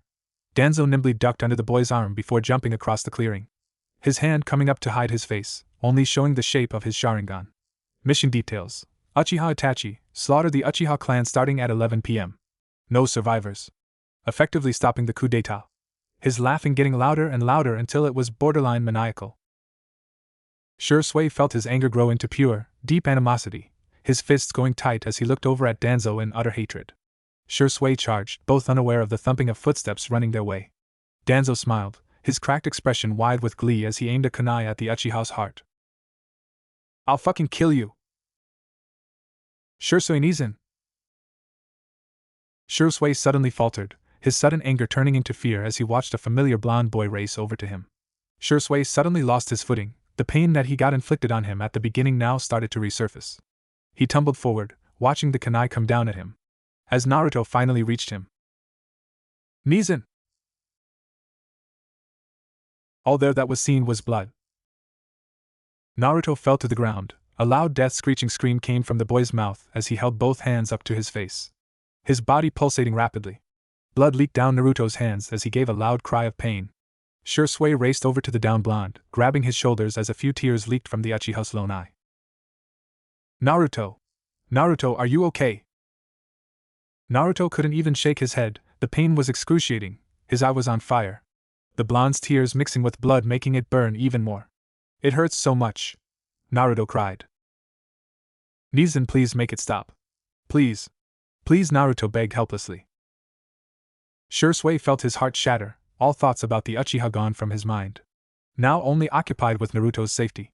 Shui gently grabbed Naruto's hands and slowly moved them away from his face. Naruto whimpered in pain as the cold air blew into his newly formed wound. He gave out a sudden cry. Shui went pale. A small piece of Naruto's left eye rolled from underneath his hand and across the grass. A sliver of his blue iris mixed with his blood stared right back at Shui. Shui felt sick to his stomach. He softly rested Naruto's head against his chest, making sure not to irritate the wound even more. Shui heard the soft footsteps behind him and turned his head to see Danzo looking at him. The bandages back over his face covering his right side once again. All previous signs of insanity now gone from his facial expressions, now replaced with the diplomatic elder everyone knew. He stayed silent for a moment, kunai still drawn as he walked over until he was behind him. The cold steel resting across the warm neck of Shui. The Uchiha shut his lone eye, the cries of Naruto echoing throughout the clearing as he clenched Shui's blood-soaked shirt. If it's any consolation. There was no other way this could have gone, Shui-san. Shui shook his head sadly, his free hand softly caressing Naruto's blonde hair. You are wrong, Danzo. There's always another way. You just weren't willing to find it. Danzo shut his eyes, shaking his head at the man's unwillingness to understand. As promised, I will leave the Namake's child alone. Shui gave a thankful smile, his lone eye turning upside into a U shape. He gave a soft sigh, awaiting death, ready for its cold touch. But death never came. Suddenly the cold steel left his neck as a loud smack was heard as Danzo was suddenly gone. An array of trees now tumbling down with a trail of dust going deeper into the forest. Shui looked upwards, only to see a sudden masked figure. He wore a long solid dark blue trench coat with a wave on the front. His mask was a soft pink, only showing a head of straight brown hair. The cloaked man tilted his head at the two people on the floor. He looked around. Traces of blood were everywhere. Trees were destroyed and signs of jutsu were most definitely used. The masked figure bent down until he was eye level with Shui. The Uchiha looked on in worry for Naruto.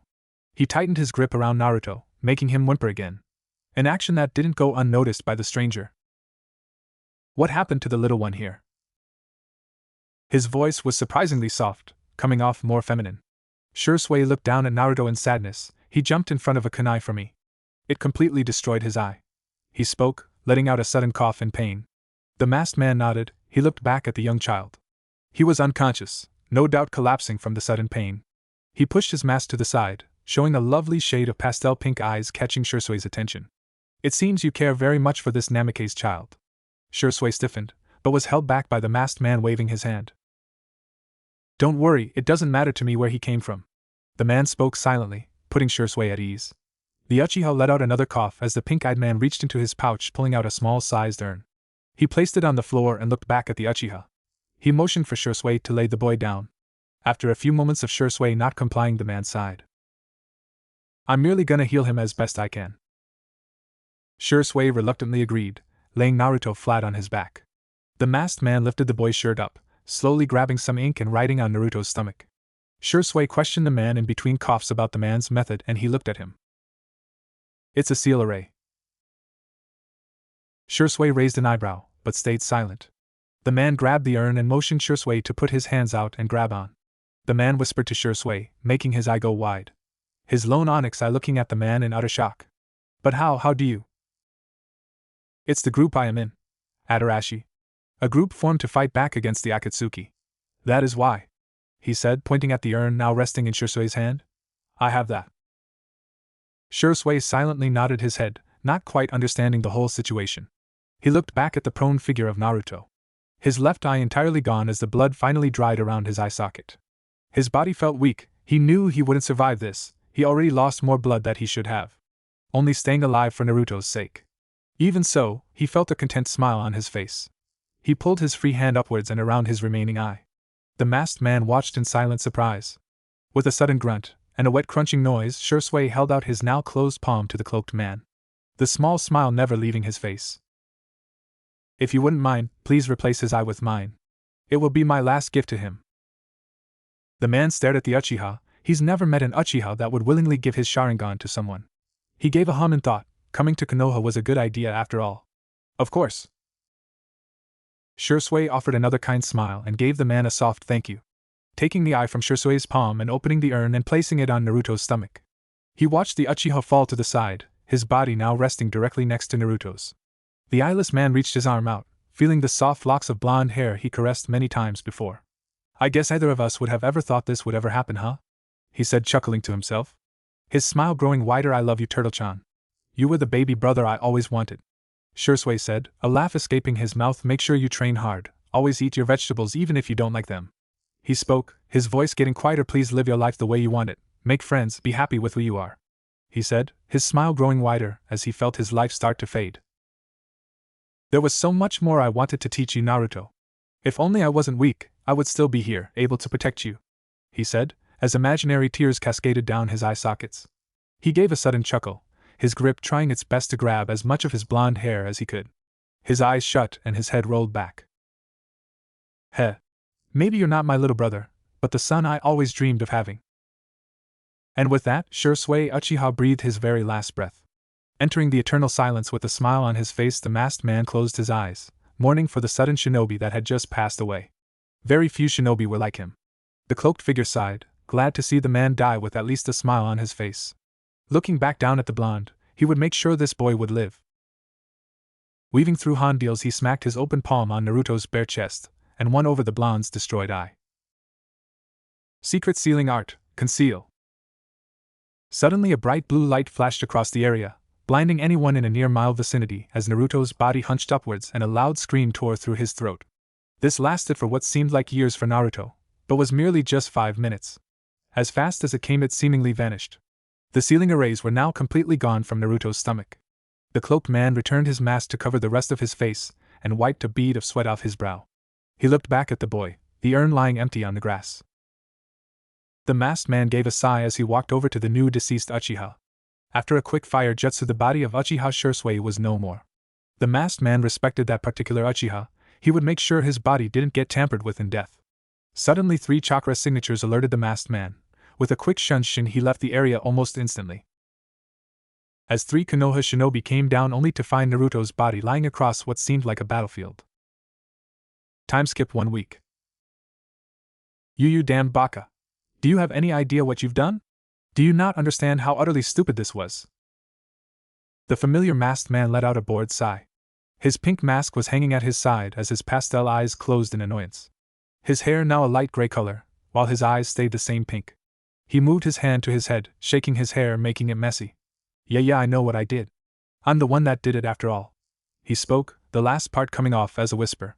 You don't have to worry, Akira. I know exactly what I'm doing. Akira scoffed loudly and looked over at the cloaked figure. Her amber eyes looked over at him in anger. I don't care if you know what you're doing, you know. You just went ahead and gave this child our most prized possession. The one thing stopping Akatsuki. She barked at him. Small beads of spit landing on his face as he remained stoic. The now dubbed Yuno gave a shrug. The intention of Adarashi was on my mind. Now the urn is out of our possession, Akatsuki doesn't know where it is and cannot target us. But you can't just go around and seal. The shinobi world will benefit from my decision. I couldn't have asked for anyone better. Yuno spoke, cutting her off harshly, but his voice remained smooth. He turned around until his back was facing Akira. If looks could kill, Yuno would be a pile of ash right about now. You seem to trust this Namake's Naruto, a mere child. She narrowed her eyes at the back of Yuno's head. Was there anything you left out of the report, Yuno? Her tone was dark, but Yuno was unaffected. He raised his hand over his head, giving a small wave as a grin played across his lips. Of course not, Leader-sama. Konoha. Konoha no Sato. The most powerful hidden village in all the elemental nations. Known for its famous shinobi and great economical advances. Harboring some of the strongest clans and bloodline limits that other countries only dreamed of having. But sadly, the village of Konoha had suffered a large blow to her power. Uchiha Itachi, one of the most gifted shinobi that Konoha has ever produced. Graduating the academy at the age of 7, and becoming a full-time Umbu captain at 13. Last week the Uchiha prodigy seemingly snapped, in one night, slaying his whole clan in cold blood. From men, women, and any child he could find. The only known survivor of the massacre was Uchiha Sasuke, Itachi's very own little brother. No one knows the exact reason why Itachi did what he did, but the news spread all around the village like wildfire. It was likely that the surrounding counties had also caught wind of the tragedy that had taken place. Minato Namikaze, the Yandame Hokage of Konoha, had never hated his job more than this past week.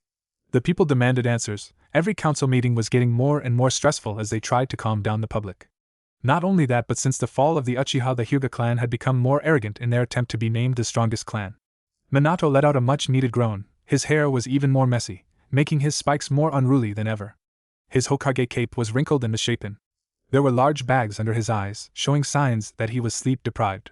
He held his head in his hands, closing his eyes just to get a little rest. Sadly for him, it only kept getting worse. His son Naruto has been hospitalized since the beginning of the week. He was found close to 2 miles away from the Uchiha compound. Next to a burning body that they couldn't identify, traces of wind and fire jutsu were used all around the area. He clenched his fists in irritation. He had no idea why his son was over at the Uchiha compound, or how he even got there in the first place. When they found Naruto, he had no damage to his body. Only a large vertical scar over his left eye. It pained Minato to see a scar on his youngest son's body. A sudden pang of guilt rising in him. How could Naruto defend himself if they haven't offered to train him?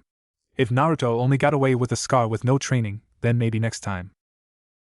Suddenly an Umbu appeared in the middle of his office, letting his train of thought suddenly break. Hokage-sama, your son has finally woken up, but something is terribly wrong. Minato was suddenly gone from his office. The only trace left was a bright flash of yellow. Hospital room, with Naruto. It was dark, so dark that even your shadow had to hide away in fear. Naruto looked around himself in utter confusion. Looking down, he saw his feet were submerged in about 4 inches of water. Naruto let his eyes wander the sudden abyss.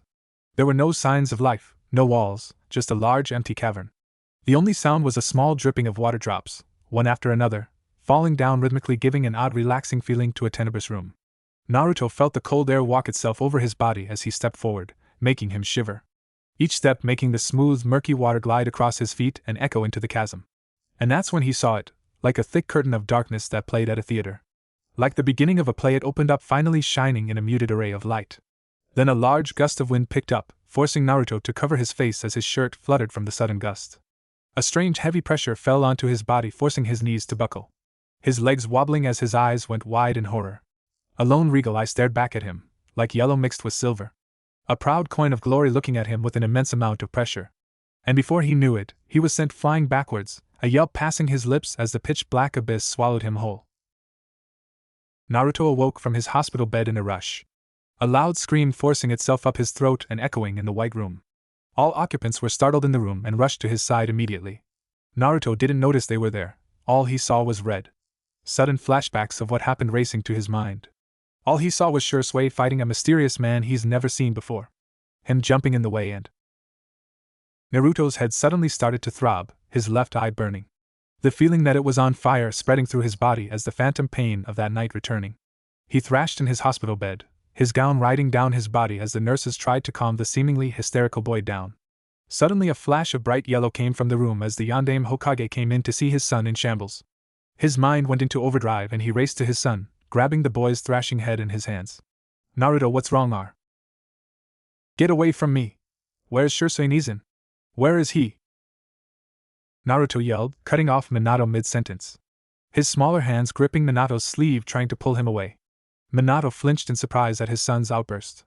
Naruto clenched his hands around Minato's sleeve, grabbing the Hokage's attention as Naruto finally stopped moving. A soft sob escaped his lips as he looked down at his messed-up hospital bed.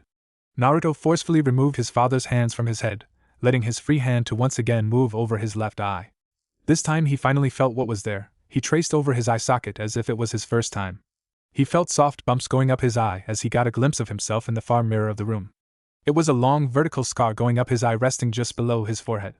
But what shocked him most was the eye that was in his head. He swore he felt it leave his socket. He suddenly grew very pale, the phantom pain now burning his very core. The memories freshly implanted in his brain forever. Naruto looked over to his father. A loom of worry stretched across the man's face as he waited for Naruto to speak. Naruto gave a small sniffle. Where is Shisui-san? Minato, slightly curious as to why this certain Uchiha was apparently close to his son. He internally frowned at that thought. The more he thought about it, the less answers he would receive. Both Namikes were ignorant to the black narrowed eyes looking in their direction from across the room. Naruto, last week the whole Uchiha clan was killed by one of their own. There was only one survivor. Naruto looked at his dad in utter disbelief. The whole clan slaughtered one survivor. He had a vague memory of Shisui laying down next to him, his mouth moving, but he heard no words. The sudden realization dawned on the boy. Shisui was dead, the only person that cared for him. The only person that treated him with the respect he always wanted.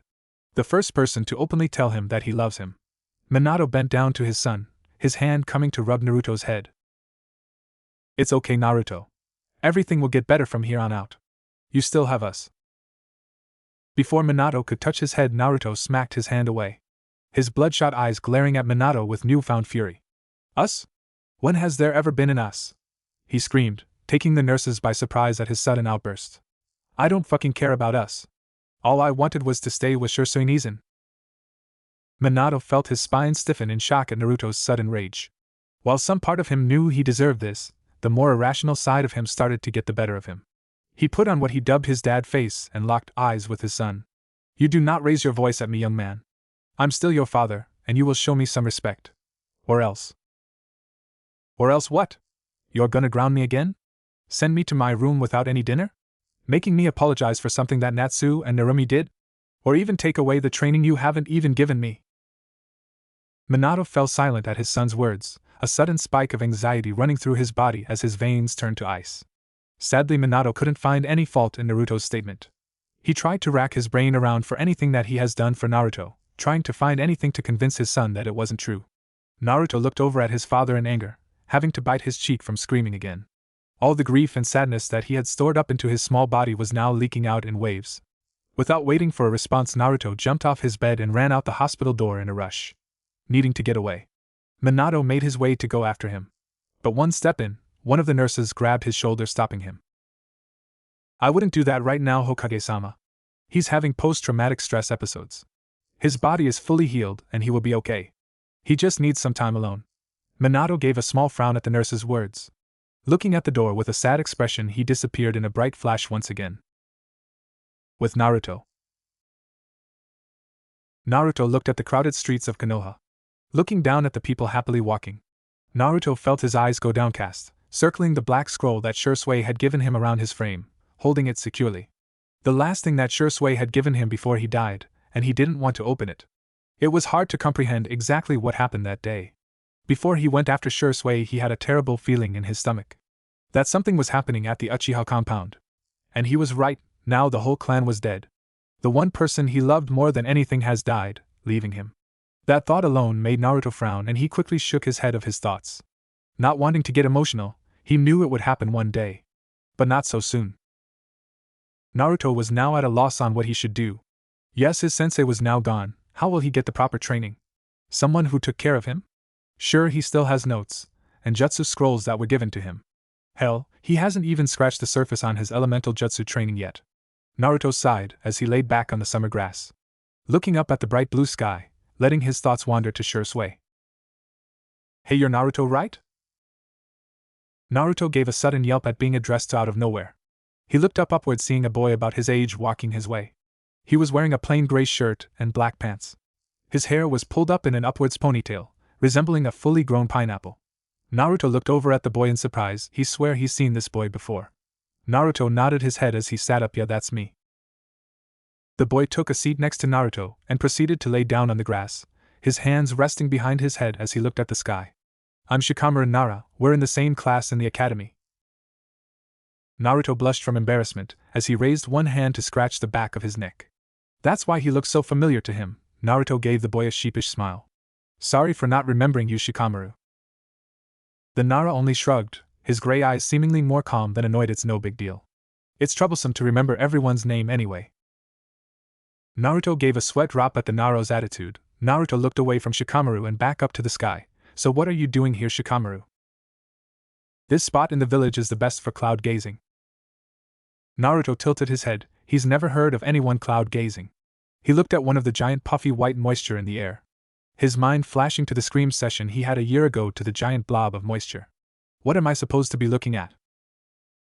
Shikamaru sighed. If he knew there would be this much talking, he would have stayed in bed for the day. He pointed up at one of the clouds, grabbing the blonde's attention. It's not really about what you're looking at, it's about how. It's a drag when people force themselves to find some troublesome symbolism when it isn't needed. He said, trapping Naruto into his words. Just look at it how it is. A cloud is a cloud, going wherever the breeze takes it. So free.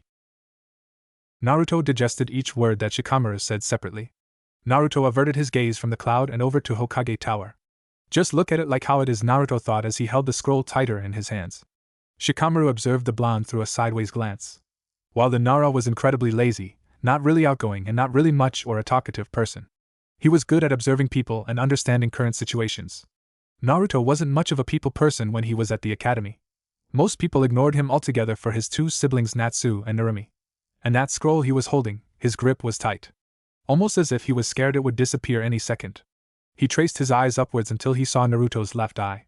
His skin now adorned a vertical scar over his left eye. It was still a little bumpy, meaning it was relatively new. And the boy hasn't been seen in the academy in the last week. Shikamaru hummed, the gears in his head turning rapidly. The blonde has been absent from the academy for exactly 1 week, the same week that the Uchiha clan got massacred. While his other classmate, Uchiha Sasuke, was absent made more sense to him, being an Uchiha after all. But Naruto, he had no connection to the Uchiha clan. Shikamaru then raised his eyebrow in speculation. Unless Naruto had a connection to a Uchiha and was at the compound the night Itachi slaughtered his clan. That would explain the blemish that Naruto had over his eye. And the scroll he was holding, no doubt a gift given to him before the fall of the clan. And that entails Naruto's sudden demeanor change. By the looks of it, he refused to open the scroll. Shikamaru sighed to himself. He hated how damn smart he was sometimes. Look, Naruto, as troublesome as it is, it would be best if you opened that scroll. Naruto looked over at Shikamaru in surprise. The blonde looked at the scroll in his hands and frowned. It's not that easy. It was given to me and I was told to only open it once Shirsei Nizen was gone. Shikamaru was caught off guard by the sudden despair in Naruto's tone. He should have kept his damn mouth shut. Naruto continued, It's hard to believe that he really is gone. Shikamaru averted his eyes from the blonde and frowned. Naruto traced the scroll with his hands. Naruto, it's best to remember that this Shirsei person left this scroll for you. He knew he was going to leave soon, that's why he prepared this scroll for you, and only you. Shikamaru said as he sat up from the grass. He gave a long stretch before offering Naruto a small lazy smile. I'm going to get home. If I'm out any later I wouldn't hear the end of it from my mother. Troublesome, he said, walking away from Naruto, waving his hand over his head. See you around, Naruto. Naruto gave a quiet goodbye watching the boy walk off. Shikamaru did make some pretty good points about Shirsei. He looked down at the black scroll again. After Shikamaru left, he spent most of his time alone trying to muster up the courage to open the scroll. Each minute making him more and more scared. What would be inside it? The sun was now starting to set, making the sky have a bright pink hue as the rays of sunlight shone through the clouds. He took a deep breath. With shaky hands he flipped it open. 2 small puffs of smoke erupted from the inside, making Naruto cough slightly in surprise, waving his hand to help rid the smoke from blocking his vision. Another scroll was now seen. This one was much larger, and it was red in color. In his other hand was a letter. Naruto felt his heartbeat start to quicken. He felt his eyes become glossy as he gripped the paper in each hand, and began reading quietly. Dear Turtle-chan. Hey Naruto, how are you doing? I hope you never have to open the scroll I gave you, but if you are reading this now, then yes, I am dead. I hope you can one day understand why I had to write this letter, and I'll start with telling you the truth. The Uchiha clan, for the past year, had been planning to overthrow Konoha in a coup d'etat. I was tasked with a mission to spy and help the village stop the clan before it was too late. If my fears have come true, then either the coup d'etat has already happened, or I had to take matters into my own hands. Naruto-kun, I'm so sorry I dragged you into this mess. I just wanted you to have a good childhood. After the very first day we met I knew you were someone special to me. But now Naruto, I leave with you my signature jutsu scrolls. In that red scroll are all the more advanced water jutsus I could find to suit your style. But the main one is my secret to the Shenshin no Jutsu. I hope you can master that jutsu to levels that I only dreamed of. Naruto-kun, now is the time where you can live your life. Make your own choices, be who you want to be. And always remember, no matter what you do, who you become. You will always be my little brother that I love no matter what. Love, Shisui Nizin.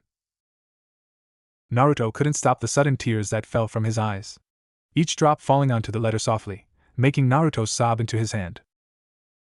I love you too, Shisui Nizin. I'll make sure to become a shinobi you will be proud of. Naruto suddenly froze, his heart going numb as he walked into his house.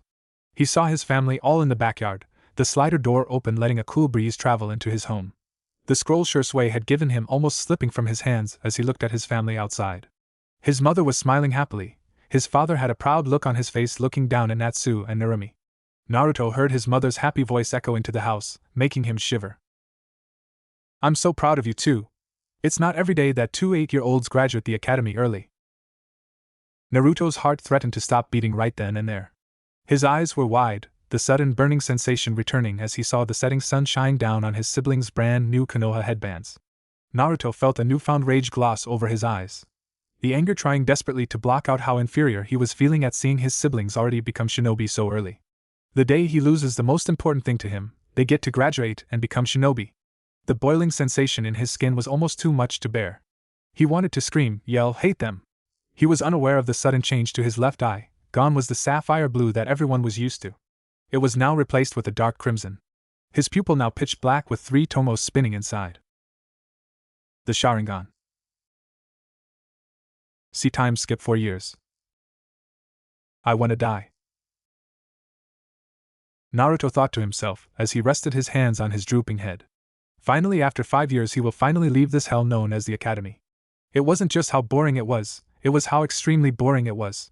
Sure, it made sense if a civilian would take these classes, or a newly born child of low-tier clans. They were barely teaching actual shinobi techniques or jutsu. Only the dubbed Academy 3 jutsu. That every child with a decent understanding of chakra could complete within their second year. Even the sparring was just a higher level of kids basically play fighting. They taught each kid the exact same taijutsu stance, a stance so bad that if you stepped 1 foot outside the village you would most likely die within minutes. And to throw oil onto an already burning fire, the acceptable passing grade for shuriken and kunai throwing was a April 10th. A 4. That's basically telling the students, now don't worry kids, if you can barely hit a stationary opponent you surely won't hit one moving. Naruto visibly scoffed at his thoughts. Just the mere idea of the damned academy brought back awful memories. In the beginning, it was hard just being in his siblings' shadow, since almost every kid and teacher praised them for basically breathing. Even later on he was getting overlooked for the more smarter kids in the class, like Sakura Haruno and Sasuke Uchiha. And ever since Natsu and Narumi graduated from the academy at the age of 8, a whopping 3 years earlier than normal, his siblings were labeled prodigies of their generation. While Naruto somehow got the title of dope, since he had no special power of a bijou like Natsu and Narumi, or even special training. And since their graduation, if possible his parents managed to pull even further away from Naruto, spending most of their time and effort accelerating the training of the 2 Namikaze prodigies. While he didn't spend much time at his house anymore, he usually spent the night at Shikamaru's house since they became fast friends after the talk on the cliff.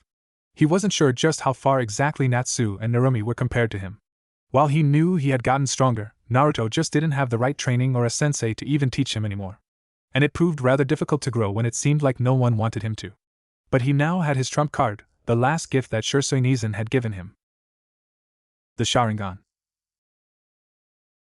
He first discovered that he had the Sharingan after he saw his 2 siblings wearing the village headband, finding out that they did in fact graduate early. It explained why he still had his left eye and only adorned a scar over his socket. Sure, Naruto wasn't 100% sure on exactly what happened that day, but he was certain he had lost his eye. And he technically did lose his eye. After he realized he had the Uchiha clan Digitsu, he quickly rushed out of the house and to his signature training ground. While he really didn't know how to work the Sharingan, it felt like it was getting simpler and simpler as the days went by.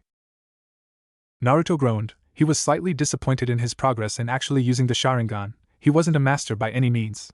He would say he was about an average Uchiha genin when it comes to using it, but the feat was impressive for a non-Uchiha. He did add a lot more genjutsu to his arsenal since he got the Digitsu, since the element of surprise would benefit him greatly, catching his opponent completely off guard. they would automatically be drawn to his eyes and bam, caught under a genjutsu without even realizing. That's part of the reason why no one knew that he had the Sharingan. He wanted to keep the element of surprise until he couldn't hide it anymore. Also, it wouldn't look too good if someone suddenly popped up having a Sharingan after the Uchiha massacre, especially a non-Uchiha. And even after getting close with Shikamaru, he still debated whether or not to tell the Nara genius. And he didn't tell his family for obvious reasons, but the worst was keeping this a secret from Sasuke. While he and Sasuke weren't really best friends, they did hang out from time to time. Strangely enough, it was Sasuke that came up to him first. Flashback. 2 weeks have passed since the horrible Uchiha massacre, and since Naruto realized he now had a Sharingan implanted into his left eye. Naruto wanted to smile at that, the pain was still fresh. But the mere thought of Shisui giving him the most powerful Dijitsu did bring a smile to his face. Naruto smiled a sad smile, looking at his reflection in the lake. He was sitting on a pier with his feet dangling over the edge. His Sharingan eye was active, showing his 3 tomo as he stared at his reflection. Naruto let his thoughts drift off, letting the full moon shine down over the black abyss, illuminating the lake, giving a peaceful personality to the lake. While it was already past 11 at night, he knew his parents wouldn't be waiting up for him. That thought made Naruto frown. After his talk with his father in the hospital, it seemed that he wanted to finally reconnect as a family. Well, that was certainly the feeling that Naruto got anyway. While Minato did seem worried about Naruto's health when he was in the hospital. As soon as he got home, everything went right back to normal, if so even got worse. Since Natsu and Narumi graduated early, more of his mother's attention got put into their training. His father was a little less involved since his duties as Hokage have been taking up most of his time since the massacre. Suddenly a loud creaking sound broke Naruto out of his thoughts. After frantically deactivating his Dijitsu, he turned his head to see someone he wasn't expecting. It was Uchiha Sasuke, the lone survivor of the Uchiha clan. Naruto stayed silent as the black-haired boy walked over to him slowly. After a few more steps he finally came to the blonde, his onyx eyes looking at Naruto's sapphire as he took a seat. Naruto looked away from Sasuke, the boy slightly awkward since he had never talked to the Uchiha before. Several minutes went by as they stayed silent, letting the warm breeze caress their bodies. The air was soothing and it slightly helped Naruto calm his nerves. In the hospital, you mentioned something about Shisui-san. Naruto blinked in sudden surprise at being addressed. The blonde looked over at Sasuke to see onyx eyes almost glaring at him. Naruto pursed his lips. The sudden intensity Sasuke was sending his way was quite intimidating. Sasuke continued, when you woke up, you said you wanted to stay with. Did you know him? Naruto slowly nodded his head. He didn't know anyone else was in that room, thought just himself and the nurses. A small smile played on his lips. Shisui Nizan was the one who taught me everything I know. He basically raised me for almost 2 years. Sasuke raised a lone eyebrow at Naruto's words. Raised him? Coming from a son of a Kage, it made almost 0 sense. Sasuke questioned the blonde about what he meant. The answer he received stunned Sasuke. My partners don't really include me in the family. Everything usually revolves around Natsu and Narumi. Sasuke simply stared at Naruto in complete shock. The Uchiha finally looked away, looking back at his own reflection in the crystal-clear lake. His eyes wandered over to the reflection of the boy sitting next to him, noticing the large vertical scar over his left eye, making Sasuke feel something twinge within him. You know, it was my brother that killed the entire clan. The blonde snapped his head over to Sasuke in disbelief. Naruto's eyes softened. While he didn't know much about the massacre, only that Shisui didn't actually die in the midst of it all. All he knew was that Itachi is the one that committed the genocide. He had no idea Sasuke was related to him. I came to you because Shisui-san was Itachi's best friend. They did everything together. Naruto nodded. He did remember hearing Shisui bring up Itachi on more than one occasion. He pursued his lips yet again. He was most likely the only one to know that the Uchiha were planning a coup d'état, thanks to Shisui's letters. The thought to tell Sasuke right now quickly passed through his head. But it was kept a secret for a reason, and he would honor that secrecy of his sensei. I hate him so much. I want to avenge my clan and kill that bastard for what he did. That's not a good way to think about it. Sasuke glared over at Naruto, his head snapping over to him as he let out a snarl. His fists clenched so tight blood started to leak from his palms. And what do you know? You only lost one person that day. I lost everyone that ever mattered to me.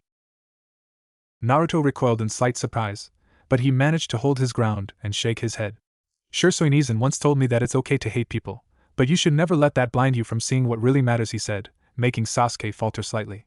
The raven-haired child found it harder to maintain its glare. And what matters is that you had that special time with your family, a loving brother that is still out there somewhere, even if you hate him. I mean, you're still here, right? He said, making Sasuke go wide-eyed. The glare left the Uchiha's face as he processed every word Naruto sent his way. He never thought of it like that. Naruto looked over at him and sent a sad smile his way, the pain shining off his two blue eyes. I never got that special time with my family that I've always wanted. And my brother isn't out there anymore. Flashback end. Ever since then, the Namikes and Uchiha were not best friends. They did sometimes hang out together with Shikamaru, since Sasuke had nowhere to go and Naruto was seemingly not wanted. They all got along pretty well since all of them were reserved in their own right. Naruto paused at his thoughts. Sometimes it was like they were actually completely alone, since either Shikamaru or Sasuke were much of talkers. Naruto looked around his empty classroom. Most of the chairs were already long forgotten. There were only about 4 students counting himself as he waited to get called up. All he had to do was the basic Academy 3 jutsu. They already passed both the throwing portion and the written test last night. So the blonde waited, and waited for 1 hour to get called. He mentally sighed. Even in test form he was almost at the very bottom. Next up, Namikaze Naruto. Naruto silently cheered as he jumped over his desk and down to the front of the room. The rest of the kids that were waiting to be called rolled their eyes. Most of the class didn't really care for the dope of the academy. His grades were just average and even below most of the clan heirs. So seeing Naruto attempt to show off, in their eyes anyway, left a bitter taste in their mouth. Naruto ignored the looks sent his way and entered the room where the academy instructors were holding the exam. Once he walked through the large door, he was met with his teachers for the past 5 years. Iruka Umino and Mizuki Suzo. Mizuki was just like everyone else. He showered Natsu and Narumi with unneeded praise and kept him in the dust to be forgotten. Iruka was much better in the aspect of actually teaching all kids no matter who they were. While Naruto was still greatly overshadowed, Iruka was the only one that gave him a chance to actually prove himself as a capable shinobi. And while his results were minuscule compared to his siblings, he still tried nonetheless. Okay, Naruto, you know the drill. Let's see what you can do. Naruto wanted to scowl at what Iruka said. He's pretty sure Natsu and Narumi didn't have to go through all the miscellaneous shit that he had to do, like write a 4-page report on the importance of chakra. Without performing any hand seals, a clone of himself came to life right next to him. Within a few seconds, the clone of Naruto then was engulfed in smoke, turning into a perfect copy of Iruka, down to the last detail. The real Naruto went to smack the clone on the head, before his hand made contact with the clone, then used a quick substitution with a chair that was in the corner of the room.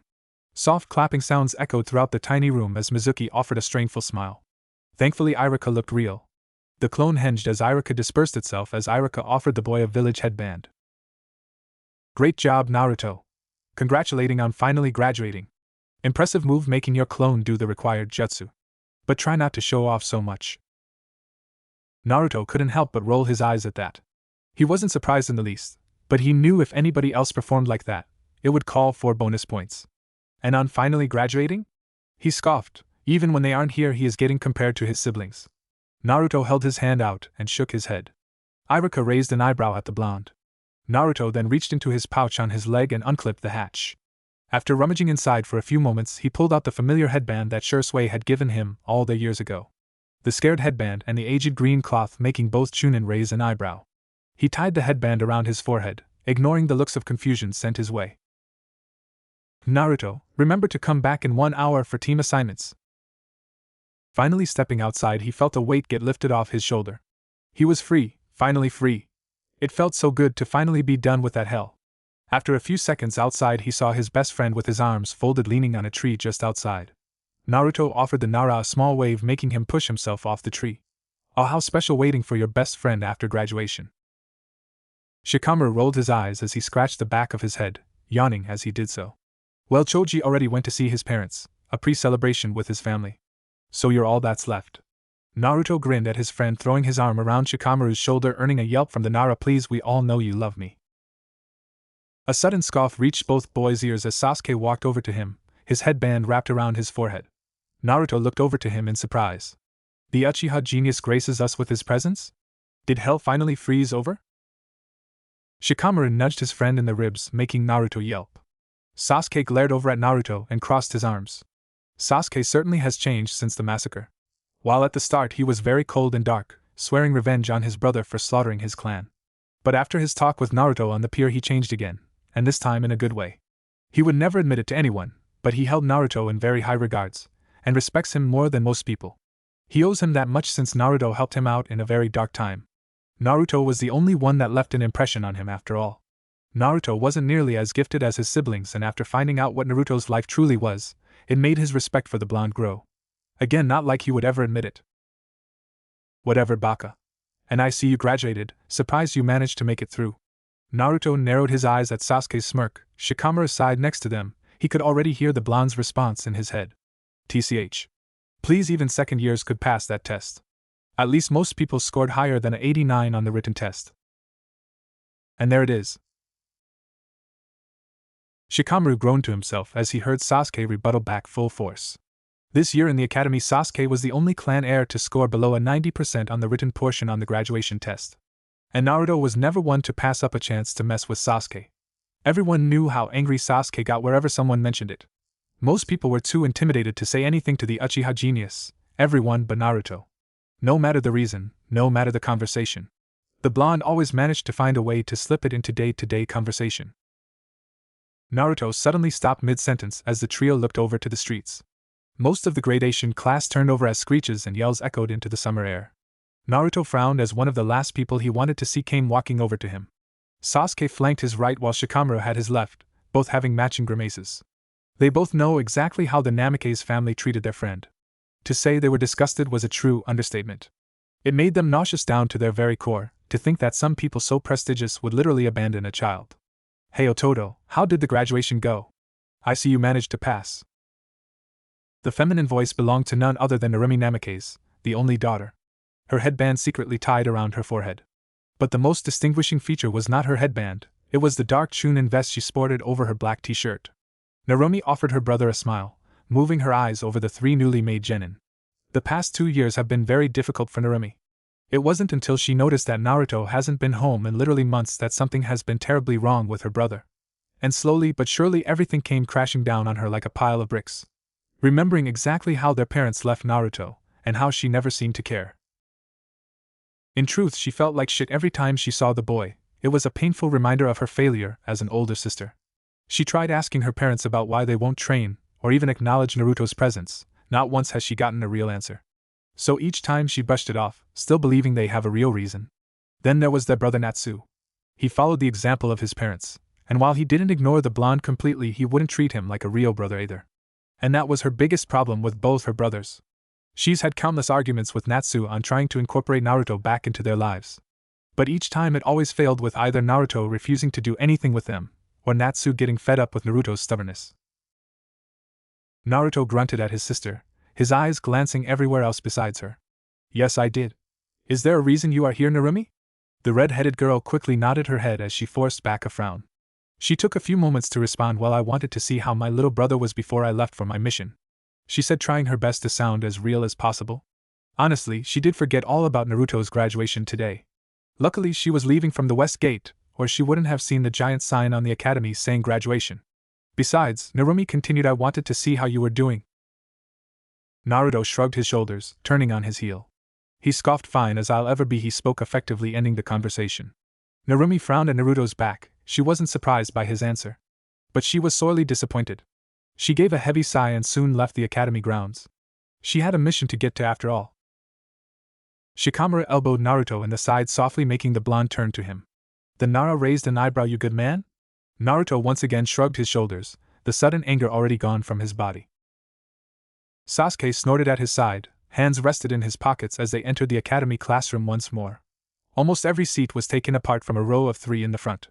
Sounds of laughter echoed through the halls as kids talked loudly about finally graduating.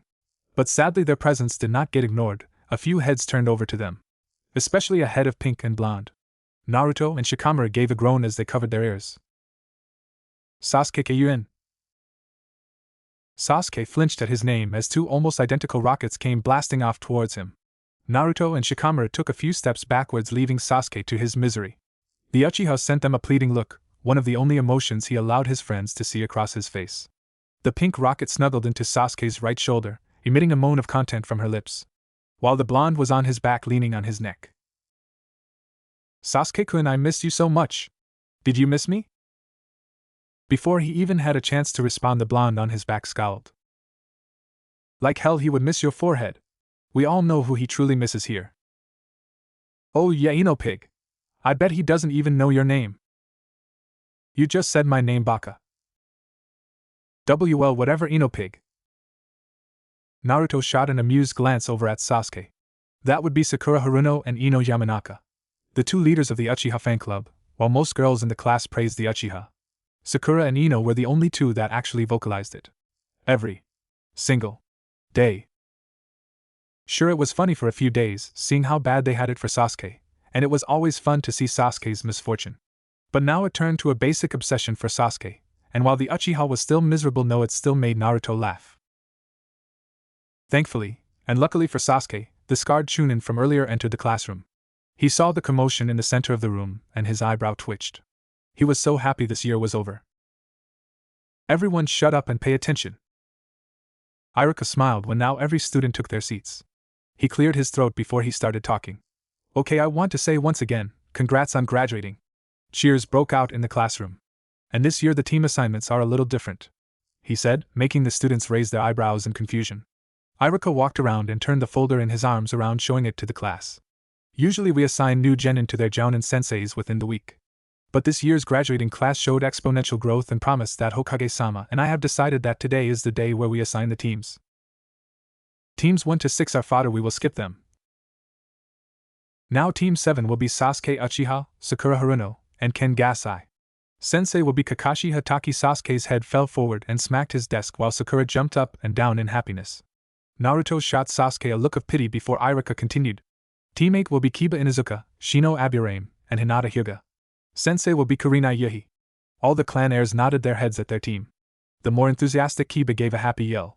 Naruto blinked his eyes, the familiar name sparking something within him. He gave a hidden smile. Looks like she passed the jounin exams. Sucks she couldn't have been my sensei. Team 9 is still in circulation from last year. So Team 10 will have Shikamaru Nara, Choji Akimichi, and Ino Yamanaka. Sensei will be Asuma Sarutobi. Ino groaned loudly, complaining why Kami seemed to hate her. Choji just smiled while Shikamaru was asleep. Naruto raised his eyebrow in confusion, his eyes scanning the classroom as he started to count the students. 25, 26, 27. What the hell, I'm the 28th graduate, he thought to himself with a frown. The class was uneven and every kid has now been put into a squad except him. He was the only one left. Sasuke seemed to notice as well and looked at Naruto with the same amount of confusion. Iruka continued, his eyes looking down at his file in shock. Well, this is new. Team 11 will consist of Naruto, Namikaze, Sai, and Shizuka. Sensei will be Anko Midarashi. The class went silent. No one even knew who those last two kids are. Iruka saw his students' confusion and was right there with them. He read off the file. Sai was trained under Umbu tutelage with the village elder Danzo's supervision. Shizuka is a transfer student from Nadeshiko village. She moved here last week, so I hope you will make them both feel welcomed. After a few moments of letting it all sink in, Iruka explained where they would meet their instructors. Team 7, Kakashi will be up on the roof. Team 8, Kurenai will be at Training Ground 21. Team 10, Asuma will be at Training Ground 99. Team 11, Anko will be at Training Ground 4. Time skip after class. Naruto stayed silent as he made his way to Training Ground 4. It was the closest training ground to the academy, and the walk was only about 10 minutes. On his way, his thoughts drifted to his supposed two teammates. The other male on his team was a boy named Sai, no surname. He was trained by a man named Danzo and was finally able to graduate. Naruto had no idea what to think of Sai. He hadn't met the boy yet, but he was a little skeptical. He was with Umbu all this time. His strength would probably be way more advanced than a regular genin. And the lone female, Shizuka, also had no surname. Now she was a total enigma. He's never heard of Nadeshiko village before, and the info he had of her was she was already a genin before transferring over. So her strength would not be something to laugh about either. So that raised the question, was he as strong as his two mystery teammates? He gave a sigh as he finally entered the training ground, suddenly feeling inferior. As he was walking up, he saw two kids almost his exact age. His brain quickly realizing who they were as he got closer to them. The boy was none other than Sai. He had long black hair with even blacker eyes. His hair was parted in the middle, showing off his Konoha headband. He was wearing a gray shirt that ended right under his chest, allowing his pale midriff to be exposed. He had on black pants with his tan ninja pouch on the leg. He had a large scroll on his back, and he was drawing something on a lone piece of paper. His eyes moved over to the lone girl. She also had jet black hair, her bangs threatening to fall into her emerald eyes. Her hair covering her headband from sight. She was wearing a tight blue shirt, with a black cape style going down to her waist showing off her developing cleavage. She had on tight black pants on with matching combat boots. Shizuka was the first to notice Naruto's entrance. Her green eyes sized the blonde up. He was wearing a regular black t-shirt with a zipped-up red hoodie. He had loose shinobi pants that ended at his ankles. His green sandals matching the cloth on his headband perfectly. His unruly blonde locks falling into his eyes, only being kept up by his headband. She narrowed her eyes at Naruto. Something seemed off about the blonde. And she didn't know a lot of new graduates to already have a scar. Shizuka. Naruto's sweat dropped. Well, she didn't sound much like a talker. Sai finally looked up, his onyx eyes dead of any emotion, but a small smile formed on his lips. "Hello, I'm Sai," he said as he gave a formal bow. Naruto, feeling awkward, just smiled their way, his hand coming up to scratch the back of his head. "Well, I'm Naruto, Uzumaki." That was another recent development that has occurred in the blonde's life. It's been a long time since Naruto felt like an actual Namikaze. Every time someone would associate him with that family, he would always feel like a disappointment or unwanted child. So that's why he came to call himself Uzumaki. It was a small change, but it made himself feel better. An awkward silence fell over the new genin, no one really knowing how to start a conversation. Naruto rubbed his neck as his eyes moved over his two new teammates. Shizuka noticed his lingering gaze and glared at Naruto. "And what are you looking at, pretty boy?" Naruto blinked in confusion before looking away from her, trying his best to hide the soft blush that now resided on his cheeks. "And nothing, just looking at my new team." Shizuka scoffed, crossing her arms over her chest. "Whatever, if I catch you trying to do anything sketchy, I'll make sure to kill you where you stand." Naruto scoffed at her. He wasn't one to just stand around and take threats. He had enough of those already. "I haven't even done anything." Sai smiled at them both, his eyes turning into upside-down U's. "You two would make a cute couple." Both their heads snapped to Sai. Shizuka, seemingly more angry, sent a kunai his way. "And what's that supposed to mean, painter?" "I mean, it's pretty obvious what he meant." Shikazu glared over at Naruto, the blonde grinning mischievously. "I didn't ask you, Baka." Sai never lost his smile. He set the paper he was drawing on back to the floor. "Blondie, try not to get tits angry. She has a temper."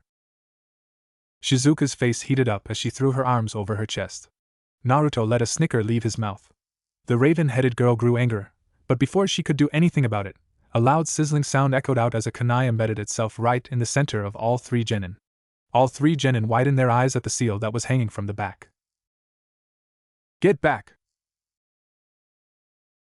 Naruto tackled Shizuka away as Sai jumped backwards just in time. A loud explosion shook the area while Naruto fell to the ground with Shizuka on top of him. Sai landed next to them. His large scroll was now on the floor with his pen in his right hand. Both Naruto and Shizuka got to their feet and stood next to Sai. Naruto held a kunai in his hand while Shizuka was weaponless. "What the hell was that?" Naruto spoke, his eyes traveling a mile a minute around the clearing. Trying to locate any sign of danger, Shizuka responded. "That was most likely our sensei. It would explain why she wasn't at the training ground on time." Sai nodded his head. After a few brush strokes, two small birds made of ink raised themselves from his scroll and took into the forest. Naruto raised an eyebrow at the ability, checking it off of ninja abilities he didn't know existed. "My birds are looking around right now. No one spotted," Sai said as he stayed in his position. The remaining students circled Sai, watching the perimeter. Naruto continued for Sai. "All other genin tests all revolved around teamwork. I don't imagine this being any different," he said, both his teammates nodding with him, silently thanking his late sensei for sharing that info with him. Suddenly Sai widened his eyes. Both teammates witnessed this, and before they could speak a word, a large-sized snake came raining down at them. Its mouth opened, showing its large fangs as he attempted to devour Sai whole. Naruto suddenly appeared in front of Sai. His hands formed quick hand seals. Water style, water shield jutsu. Naruto spun his arms rapidly as a large shield made of pure water formed from his hands. It was large enough to just cover his head as the snake bit down. The fangs connected with the water as it splashed upwards, obscuring the vision of both Naruto and the snake. Suddenly he felt a foot jump on his back and he looked up to see Shizuka propelling herself upwards. She spun in the air as what looked like hundreds of kunai rained down at the snake. Ninja art, kunai volley. One by one each kunai stuck themselves into the snake's body. Pained hissing escaped the snake's mouth as it released his jaw from Naruto's water jutsu. The blonde jumped backwards, letting the jutsu break as Sai jumped to the side, scroll in hand. Sadly, they didn't communicate well enough as they collided. Naruto smacked Sai in the mouth as they tumbled and rolled on the ground. Shizuka landed next to the groaning boys as she glared down at them. Naruto got to his feet, rubbing his head. Way to mess that up. Shizuka hissed as Sai smiled over at her. He got to his feet as he gave a few more strokes on the scroll. It's okay, tits, it was an accident. Stop calling me that. Ninja Art Bear Attack. A huge bear made of pure ink materialized out of the scroll. It easily towered over the 3 genin as it raced off to the snake. Another sound of a kunai soared through the air right at Naruto. The blonde, seeing it coming, reflected it with his own. Shizuka moved fast as she caught the deflected kunai at the hilt as a purple-headed girl crashed down to the clearing. She held a huge white sign in her hands while confetti exploded from the mouths of 2 snakes that were around her legs. Welcome the amazing and sexy Anko Mitarashi. All 3 genin stared dumbfounded. This was their sensei? No one said a word while Anko just smiled happily at them. Sure, she was late. It wasn't her fault. She forgot about her genin team and then proceeded to make the sign and convince the snakes to actually spit confetti. So not her fault. Why, you're our sensei? Shizuka gasped out as her eyes widened in pure astonishment. The sexy jounin swayed her purple hair to the side and offered her a wink. Sai looked over at Naruto and pointed his thumb over at Anko. It seems Tit-sensei deserves the name more. Naruto's spine stiffened as he gave a sideways glance over to the now enraged Shizuka and confused Anko. Shizuka smacked Sai on the head, really hard, making the black-haired boy fall flat on his face. And what's supposed to mean? She quickly snapped her head to Naruto, aiming the kunai at his throat, and I swear if you anything I will lodge this kunai right in your jugular. Oh, it seems we have a hothead on this team. But if anything is getting lodged into something, I'll be doing it. Anko's voice spoke clearly, echoing in the clearing as she appeared right behind Shizuka, the feeling of cold steel on the young girl's neck as time seemed to freeze. Shizuka still had her grip on Sai while Naruto was still looking down the barrel of a kunai. Anko's voice was sickeningly sweet, the huge smile forever glued to her face. Shizuka cringed at her sensei. Now don't be afraid of little ol' me. I won't hurt ya, she said as she slowly dragged the kunai over her neck softly. Since I can't actually kill you, you know, laws and all, I would only torture you slowly for threatening a fellow Konoha shinobi. Just imagine the soft kunai. Her voice passed her lips smoothly, making Shizuka sick to her stomach. Anko pushed the kunai deeper into her skin, drawing a small amount of blood. Pressing a little deeper. Suddenly Shizuka's body erupted into gold confetti. Anko looked on in shock as she jumped backwards, letting the confetti hit the ground. She looked behind her as she saw the huge snake she sent after the genin was now dead. That bear had ripped it to shreds, while Naruto and the remaining of his team were standing next to the ink bear. Shizuka looked over at Naruto in shock while Sai remained impassive. Naruto grinned at his sensei's expression, as a sudden hand grabbed the back of Anko's body, pressing a kunai to her throat. The purple-haired Kunoichi's eyes glanced to her side to see an exact copy of Naruto behind her. Genjutsu, pretty effective, isn't it? Anko returned the grin. When did you cast it? Naruto explained the moment you put the kunai to Shizuka's throat. Okay, that was partly the truth, while Anko was distracted on Shizuka and while Sai was facing the ground. He had time to hide his face and activate his Sharingan. He was able to catch Anko's eyes for a split second before she was put under one of his genjutsu. It was a risky move on Naruto's part. His teammates didn't see him weave any hand seals, if they even saw anything to begin with, but he did enjoy the look of pure disbelief on Shizuka's face as he walked over to her and just pushed Anko's arms away. While Sai looked shocked for a moment, Naruto really couldn't tell since it went away as soon as it saw it.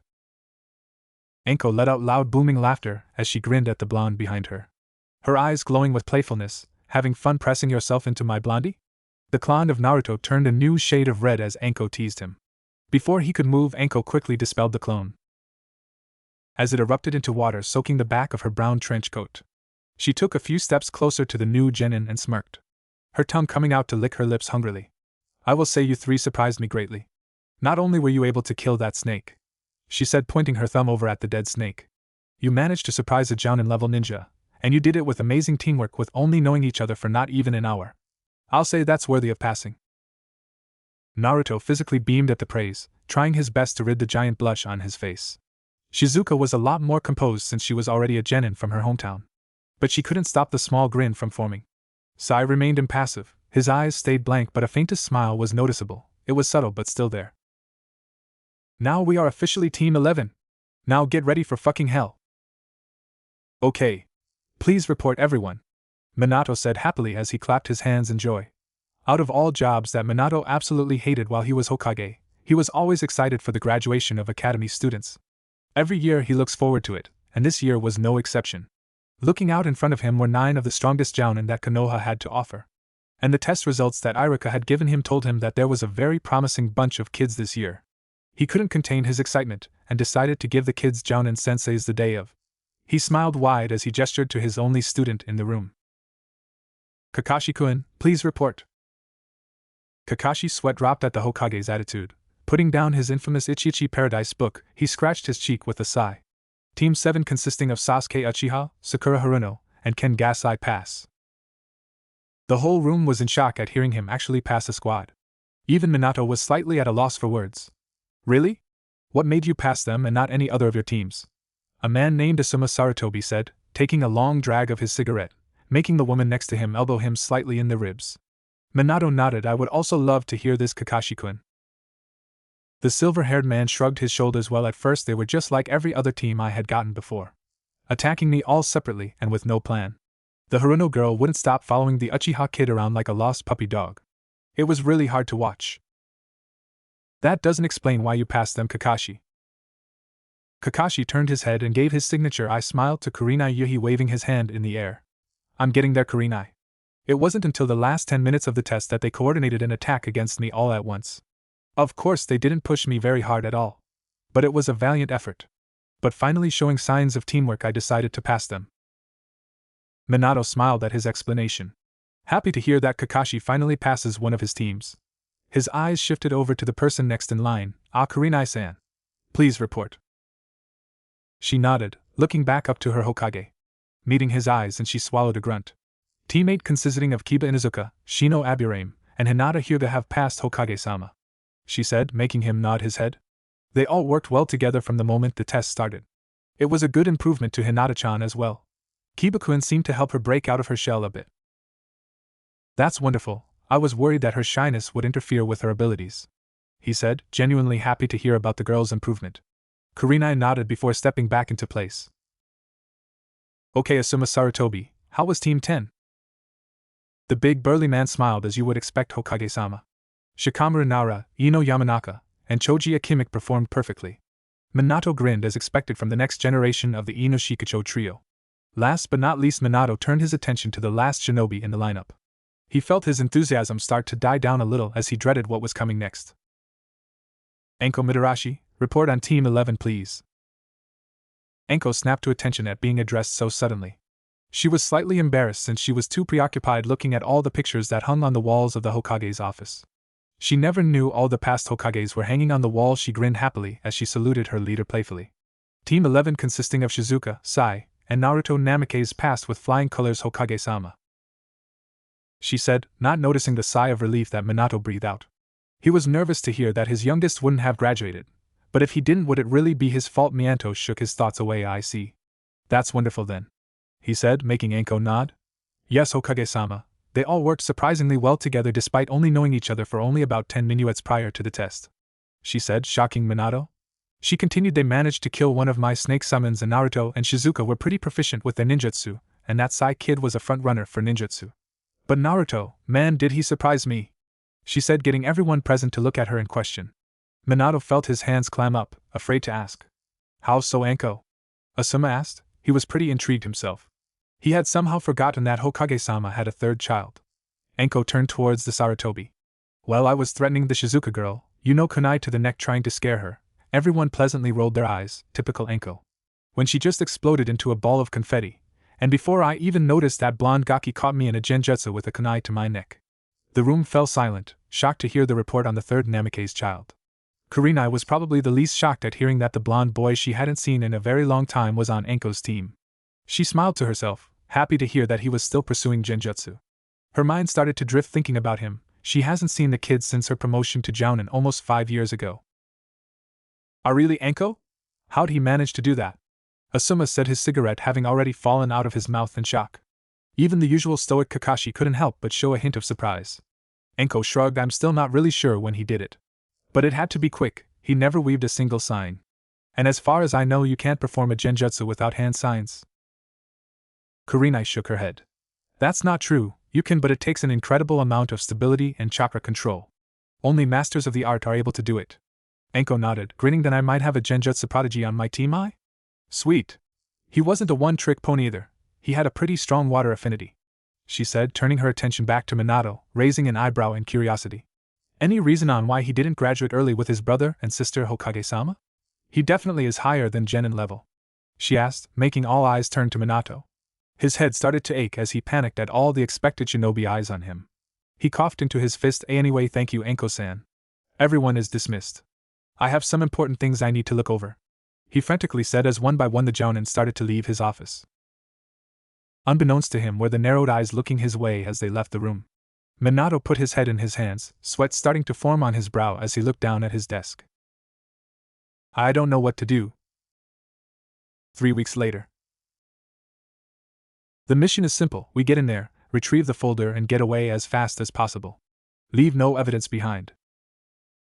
A soft, powerful feminine voice rang through the forest clearing, bouncing off the decaying oak trees, letting it linger in the summer air. The tone of voice was dark, the holder being horribly serious as her feminine hand rested on one of the trees.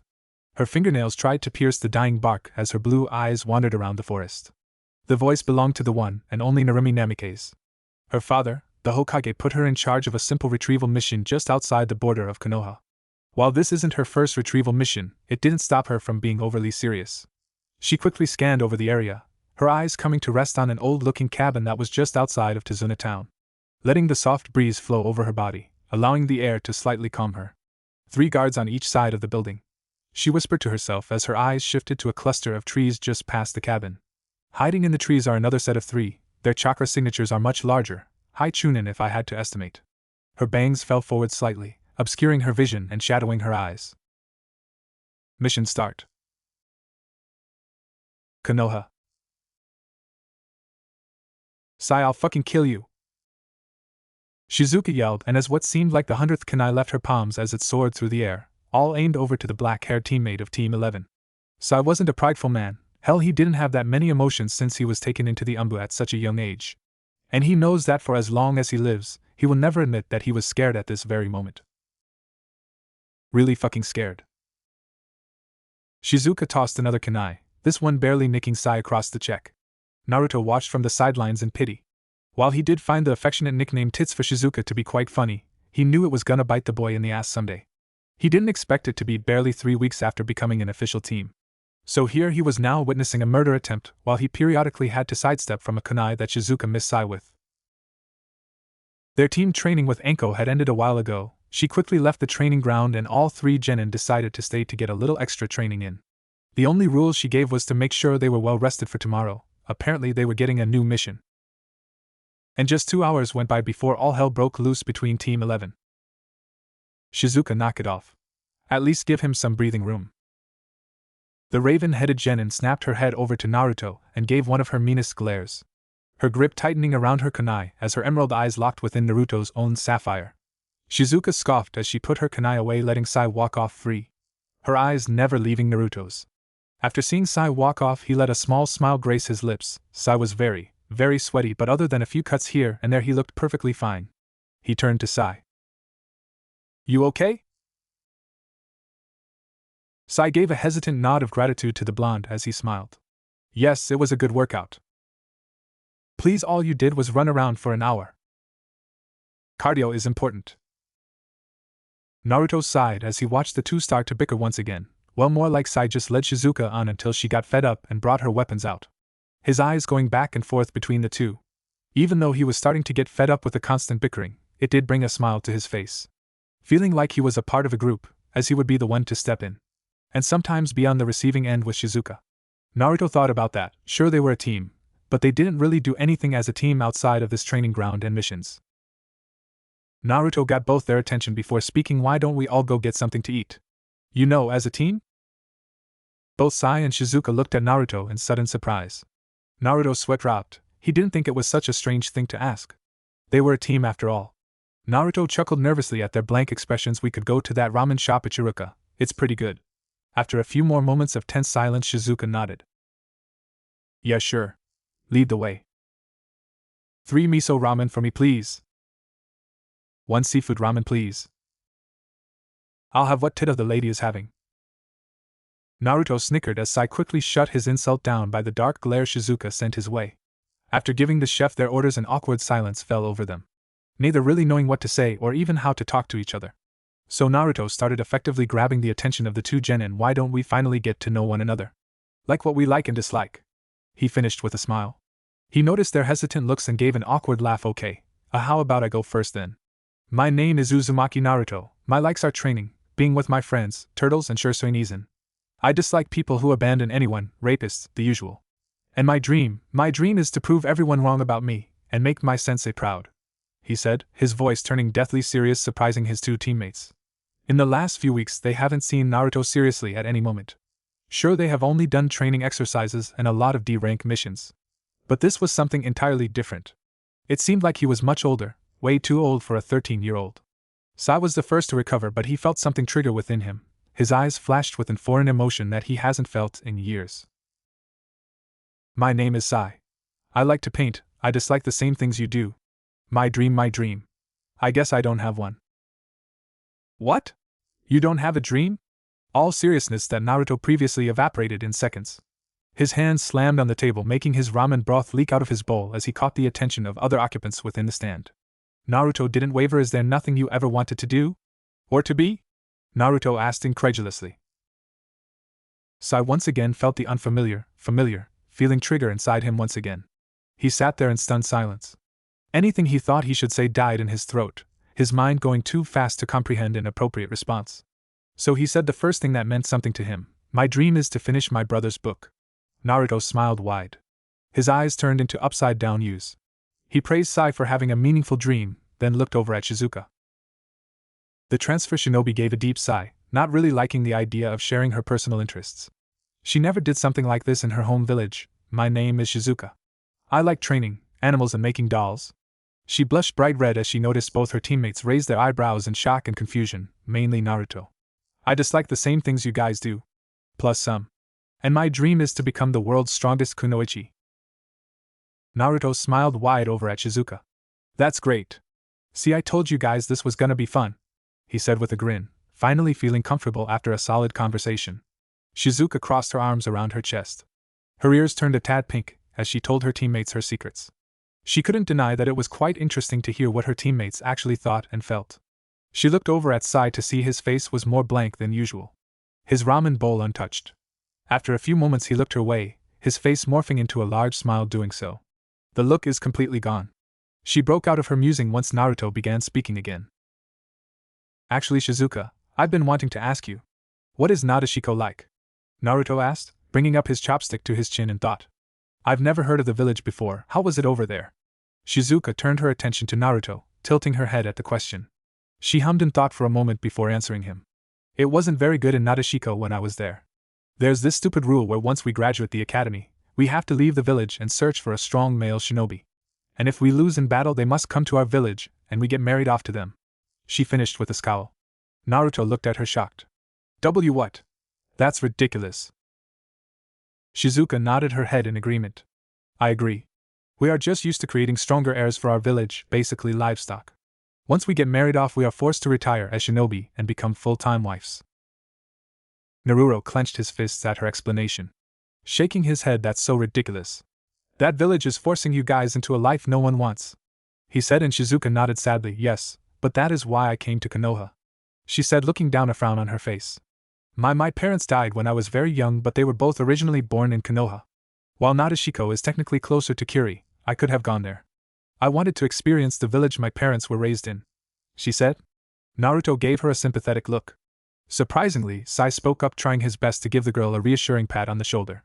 It was awkward and strained, but she appreciated it nonetheless. I know what you mean, Shizuka-san.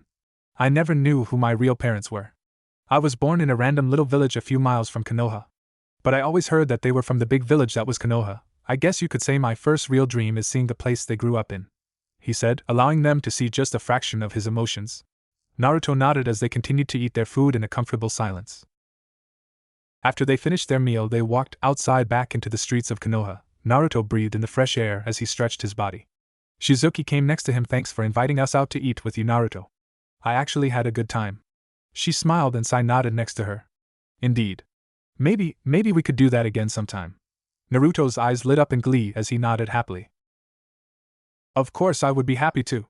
We are a team after all. Well, if it isn't my little Ototo. Naruto felt himself tense up. Shizuka and Sai both noticed Naruto's body tense up. They turned their heads over to the front of the stand to see the fabled Natsu Namikaze leaning just outside of the stand. A smirk plastered on his face, his chunin vest glowing as he had an open red coat over it. His village headband wrapped around his neck hanging loosely as he crossed his arms around his chest. He held his head up high. His smirk, if possible, seemed to stretch further across his face. His eyes switched over to the rest of the team slowly. You both will have to excuse my little brother here. He gets a bit overzealous most of the time. Naruto clenched his fists as he looked at his brother. His whole family always finds a way to ruin a good day.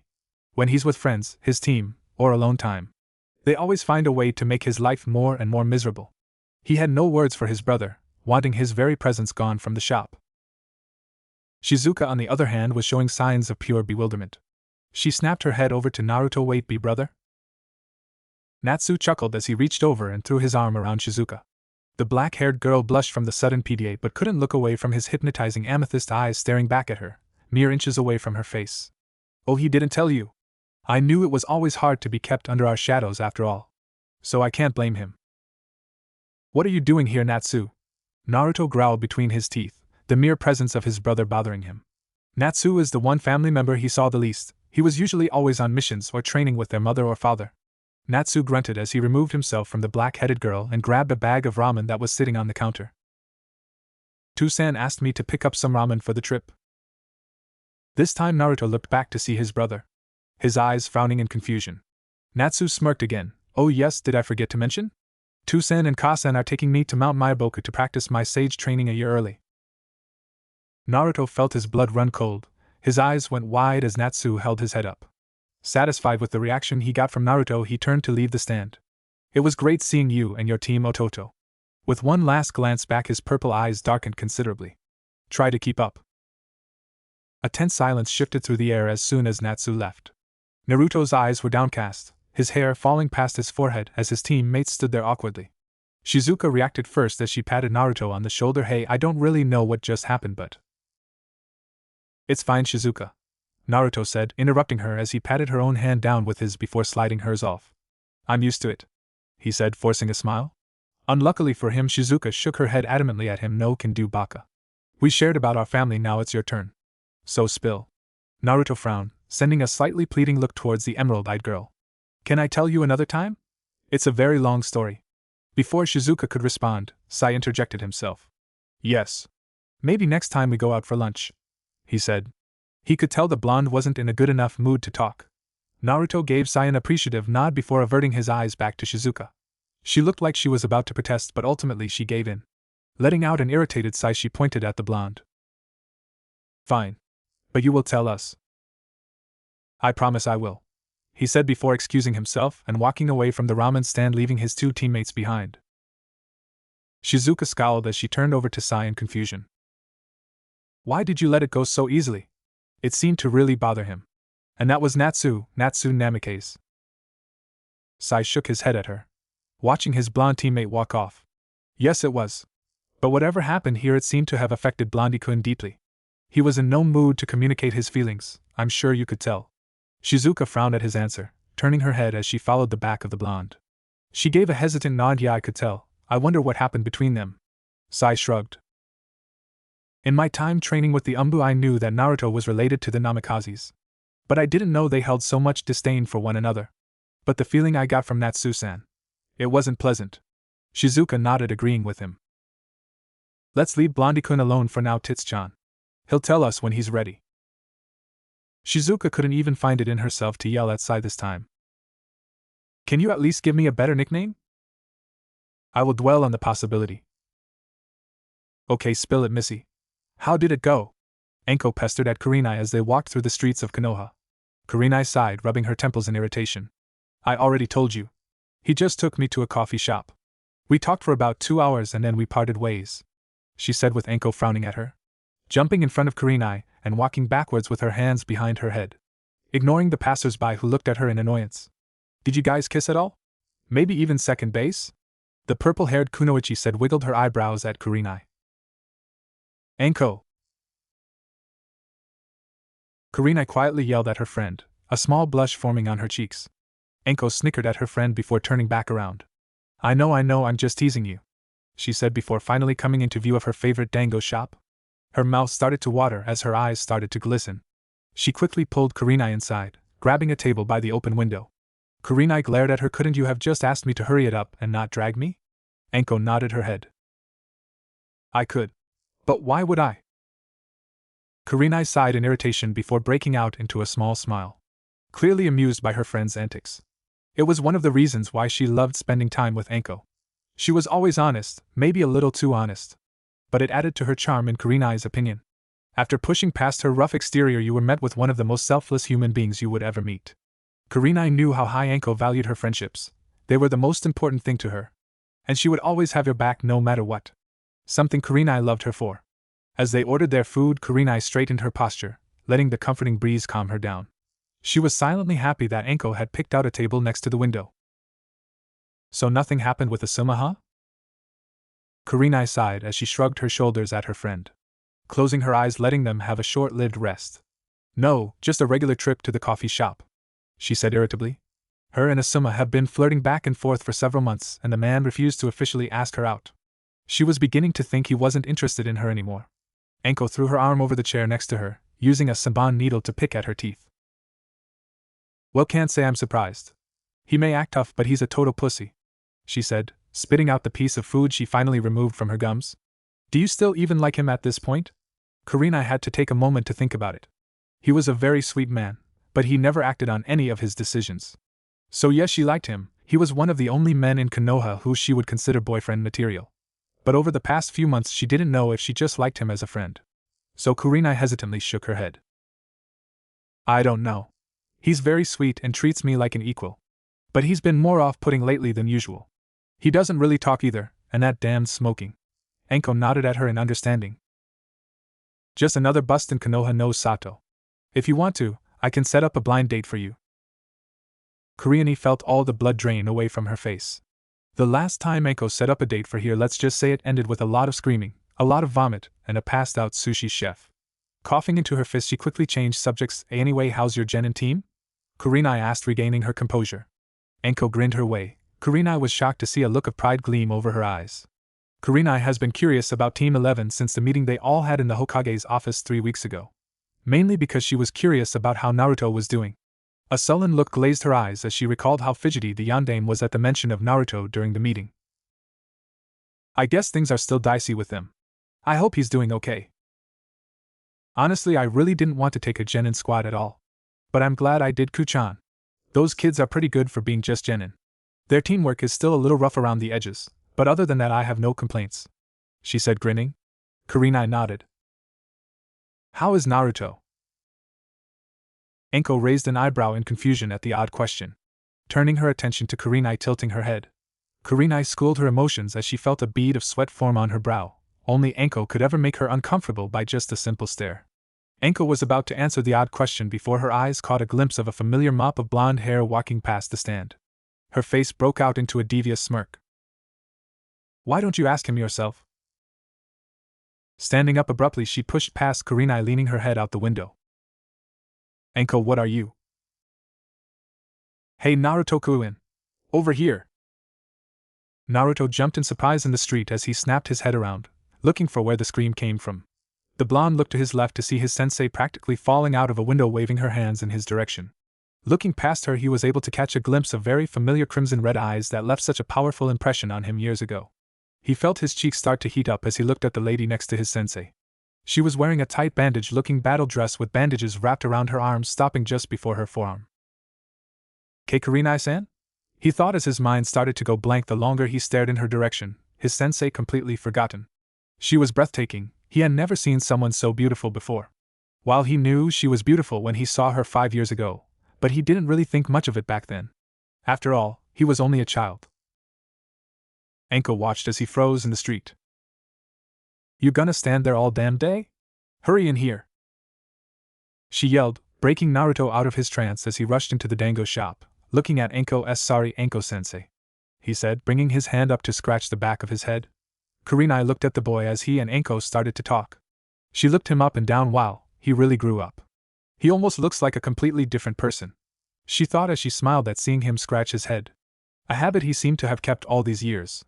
Moving her eyes up his body, she couldn't help but notice the large scar over his left eye. She swallowed back a gasp as she traced it with her eyes. Something sparked within her. She wanted to reach out and wipe away the imaginary tears on his face, like she had done all those years ago. Anyway, Gaki-kuchan here was actually just asking about you, Anko said, drawing her attention, making Naruto blush a bit. Naruto turned towards Kurenai as she nodded. Yes. I wanted to see how you were doing. It's been a long time after all, she said, offering a smile, making him return it with ease. Anko tilted her head, more confused now than she was before. She didn't know that Kurenai knew Naruto. Deciding to be a good friend for once, she stood up from her seat. Well, it seems you two kids have some catching up to do, so I'll leave you to it, she said as Kurenai looked at Anko sadly. She did feel bad. She and Anko hadn't hung out in a long time, and she knew her purple-headed friend was looking forward to it. Anko swatted her hand, as Anko gave her a grin.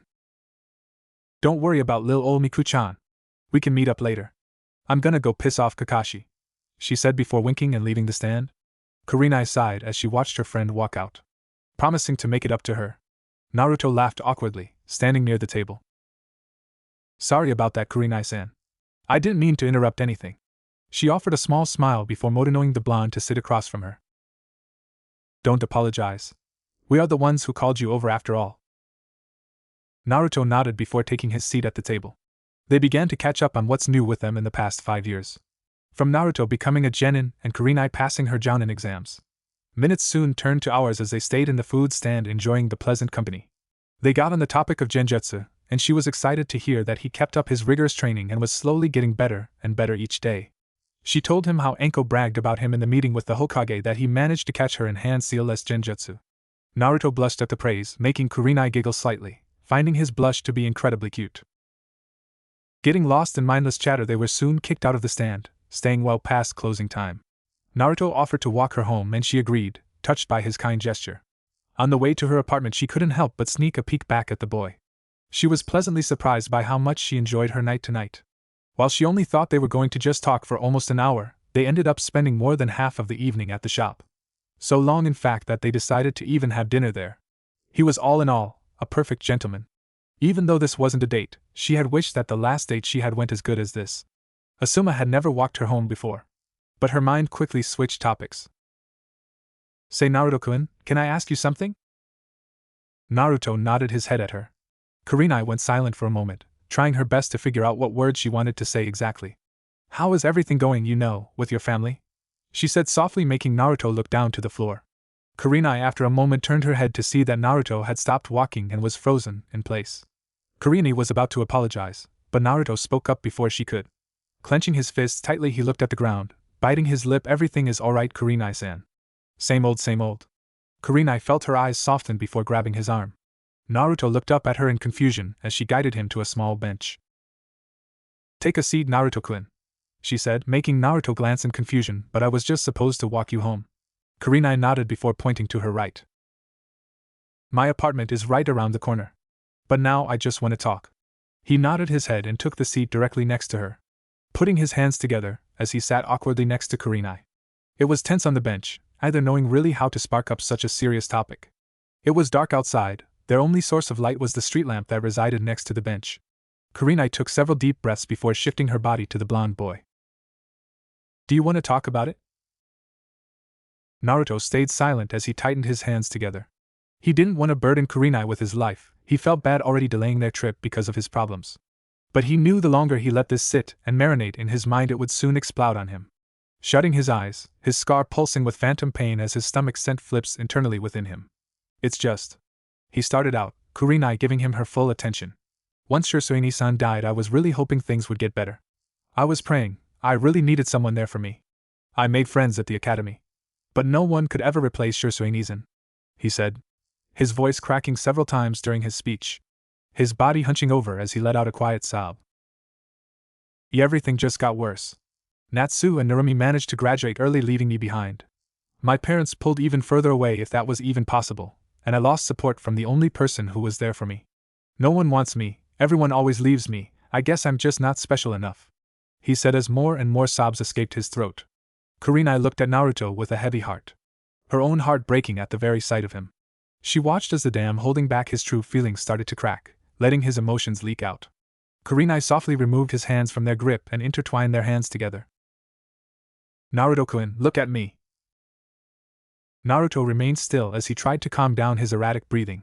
He didn't want to look at her, he already felt bad enough putting her through this. She probably hated him for it, she probably wanted to chastise him for being such a baby, for crying about all the bad things going on in his life. Please? Her voice was soft, it felt like silk as it left her soft lips and floated themselves over Naruto's skin. Naruto felt his pulse quicken as he slowly lifted his eyes expecting to see disappointment and anger. It surprised him greatly when her crimson eyes held nothing but warmth, it was almost intoxicating to look at. He felt his cheeks start to heat up from her stare, his eyes couldn't help but drift down to her soft red-laced lips. She released one of her hands, bringing it up to Naruto's left eye. Slowly wiping away his remaining tears as she looked at his beautiful blue eyes. Her thumb slowly caressing the bottom of his scar tenderly. Don't say things like that, Naruto-kun. Your family is just full of idiots. You are one of the most special, strongest people I have ever met. And you could use this time to be you, the you that you want to be. She said, offering the boy a smile filled with so much warmth. Hell, if I had to go through what you did I wouldn't have even made it a day. She chuckled to herself. Naruto sat there quietly letting her words echo through his mind. His stomach started to calm down a bit as he leaned slightly into her touch. And just remember, Naruto-kun, you have a duty to prove them wrong, right? Naruto widened his eyes a bit as he turned his gaze back onto Kurenai. The corner of his lips started to lift upwards as he nodded to Kurenai, his eyes shining with newfound determination. Yeah, that's right. Okay, my cute genin. This mission is very easy, so I better not hear any complaining. We are to deliver this letter. The purple-headed jounin of Team 11 raises her arm to show the neatly packaged letter in her hand to the mayor of Tazuna Town. Her name is Mai Kisu and the town is only about a few hours away. And this is our first sea tank mission, Enko explained loudly, throwing her arms up in the air in emphasis, hoping to see her slaves at genin yell in excitement with her. She pouted when she saw that all three were wearing the exact same look of melancholic/thoughtful expressions on their faces. Shizuka was the only one who showed any real excitement about the mission as she broke out into a small grin. Coughing into her fist, she frowned. You guys are boring, she said with a pout, making all three genin sweat drop. Without waiting for a response, Enko took the lead in front, Sai and Shizuka flaking her sides with Naruto watching the back. A comfortable silence fell over the team as Naruto was lost in his own thoughts. His mind wandered back to last night's events. Talking with Kurenai, he couldn't help but smile as he recalled her words. She was right, he needed to push past this and show them exactly what they were missing. He was thankful he talked with her, she even agreed to train him in genjutsu once he returned from his mission. He was ecstatic to hear that, and was already looking forward to coming back. He took this time to look around the forest as him and his team ventured further in. It was his first time out of the village, it felt kinda surreal to finally escape the walls of Konoha. It was almost freeing in a way. Enko's voice broke him out of his trance. Okay team, we are about 4 hours away from Tazuna Town. We're gonna make a small campfire and get there first thing tomorrow morning. Enko explained, then went ahead and gave everyone little duties in order to set up camp. Sai was in charge of getting firewood, Shizuka was to put together the tents, and Naruto to distribute the food. Naruto finished his task fairly quickly and sat on one of the wooden tree stumps, idly waiting for his team to finish their respective tasks. His eyes scanning over his team, he would make sure to apologize to them later on for rudely brushing them off yesterday. Hey kid, how was your date with Kurenai-chan last night? Enko said, effectively getting the attention of all three genin as she looked down at Naruto, arms crossed over her chest as she grinned. Naruto blushed deeply, his face resembling that of a ripe tomato. A D-date? Shizuka muttered, looking up at Naruto in shock, the tent falling out of her hand. Naruto waved his hands in defense, rapidly shaking his head. IW wasn't a date. We just talked, that was all. Enko tried to fight back a laugh as she saw his face explode in embarrassment. She wished she brought her camera. She shrugged her shoulders, talking the seat next to him. I don't know about that, Naruto-kun, you guys were out for quite a long time. Kurenai-san? Isn't she the sensei of Team 8? Sai said, his hand coming up to his chin in thought. Shizuka's eyes, if possible, grew even wider. Sai hummed as he dropped the firewood he was holding, giving a nod of approval. I didn't think you were into older woman, Blondie-kun. I am not. And it wasn't a date, damn it. We just happened to know each other. he said, trying his best to fight back his aggressive blush. Shizuka shook off her shock before continuing to set up the tent.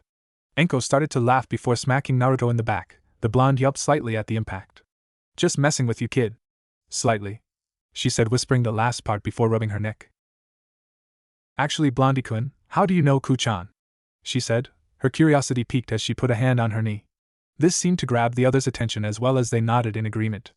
Naruto sighed to himself as he managed to get rid of his blush. Looking up, he told Shizuka and Sai to take a seat. He did promise he would tell them everything. And we are a team after all. And so he told them everything, from his family's treatment to his meeting with Shui, and when he first met Kurenai all those years ago. As he finished his talk, he took in a deep breath, feeling somewhat good to get it all out again. Looking up, he was met with the speechless looks from his team. And that's how you got that? Shizuka said, pointing to her own left eye as Naruto nodded. A sad smile on his face. Yeah, jumped in front of a kunai in fear for Shusuin. Whoever he was fighting wasn't fazed in the slightest and sliced at my open eye. I was lucky enough that he didn't do enough damage to blind me. He lied, not willing to share his biggest secret. He brought his hand up, rubbing it slightly. Enko spoke up this time, her usually laid-back and playful attitude gone. I can't believe it, Hokage-sama. She muttered, shaking her head in disbelief. How did you deal with it, Naruto? With your family? Sai said, cutting into the conversation. His expression unreadable. Naruto blinked in thought before staring deep into the bright orange flames of their campfire. After a while he shook his head. I haven't, I'm still trying to. But last night I was told something very important. That I have to focus on myself, to prove them all wrong. I know that I'll never be a part of that family, which is why I dropped the Namake's name. He smiled a bittersweet smile as he rubbed the back of his head. Doesn't it bother you? Shizuka asked unexpectedly. Her voice raised quite a bit as both male teammates and Enko were taken aback at her sudden outburst.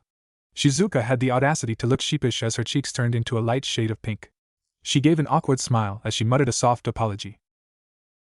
Naruto slowly nodded his head at her, ignoring her apology. Well, of course it bothers me, he said, his teeth clenching, but I tried to get on their good side countless times. I tried to be there as much as I could. But there's only so much I can do. So you gave up? Surprisingly, it was Sai that asked this question. Naruto looked shocked at his question as a loud silence fell over the genin. Sai never took his eyes off the blonde. Naruto digested what was said to him. He looked down into the burning fire. Sai's stare was starting to make him uncomfortable. No, I wouldn't say I gave up. I just accepted it. Sai widened his eyes as he sat there in silence.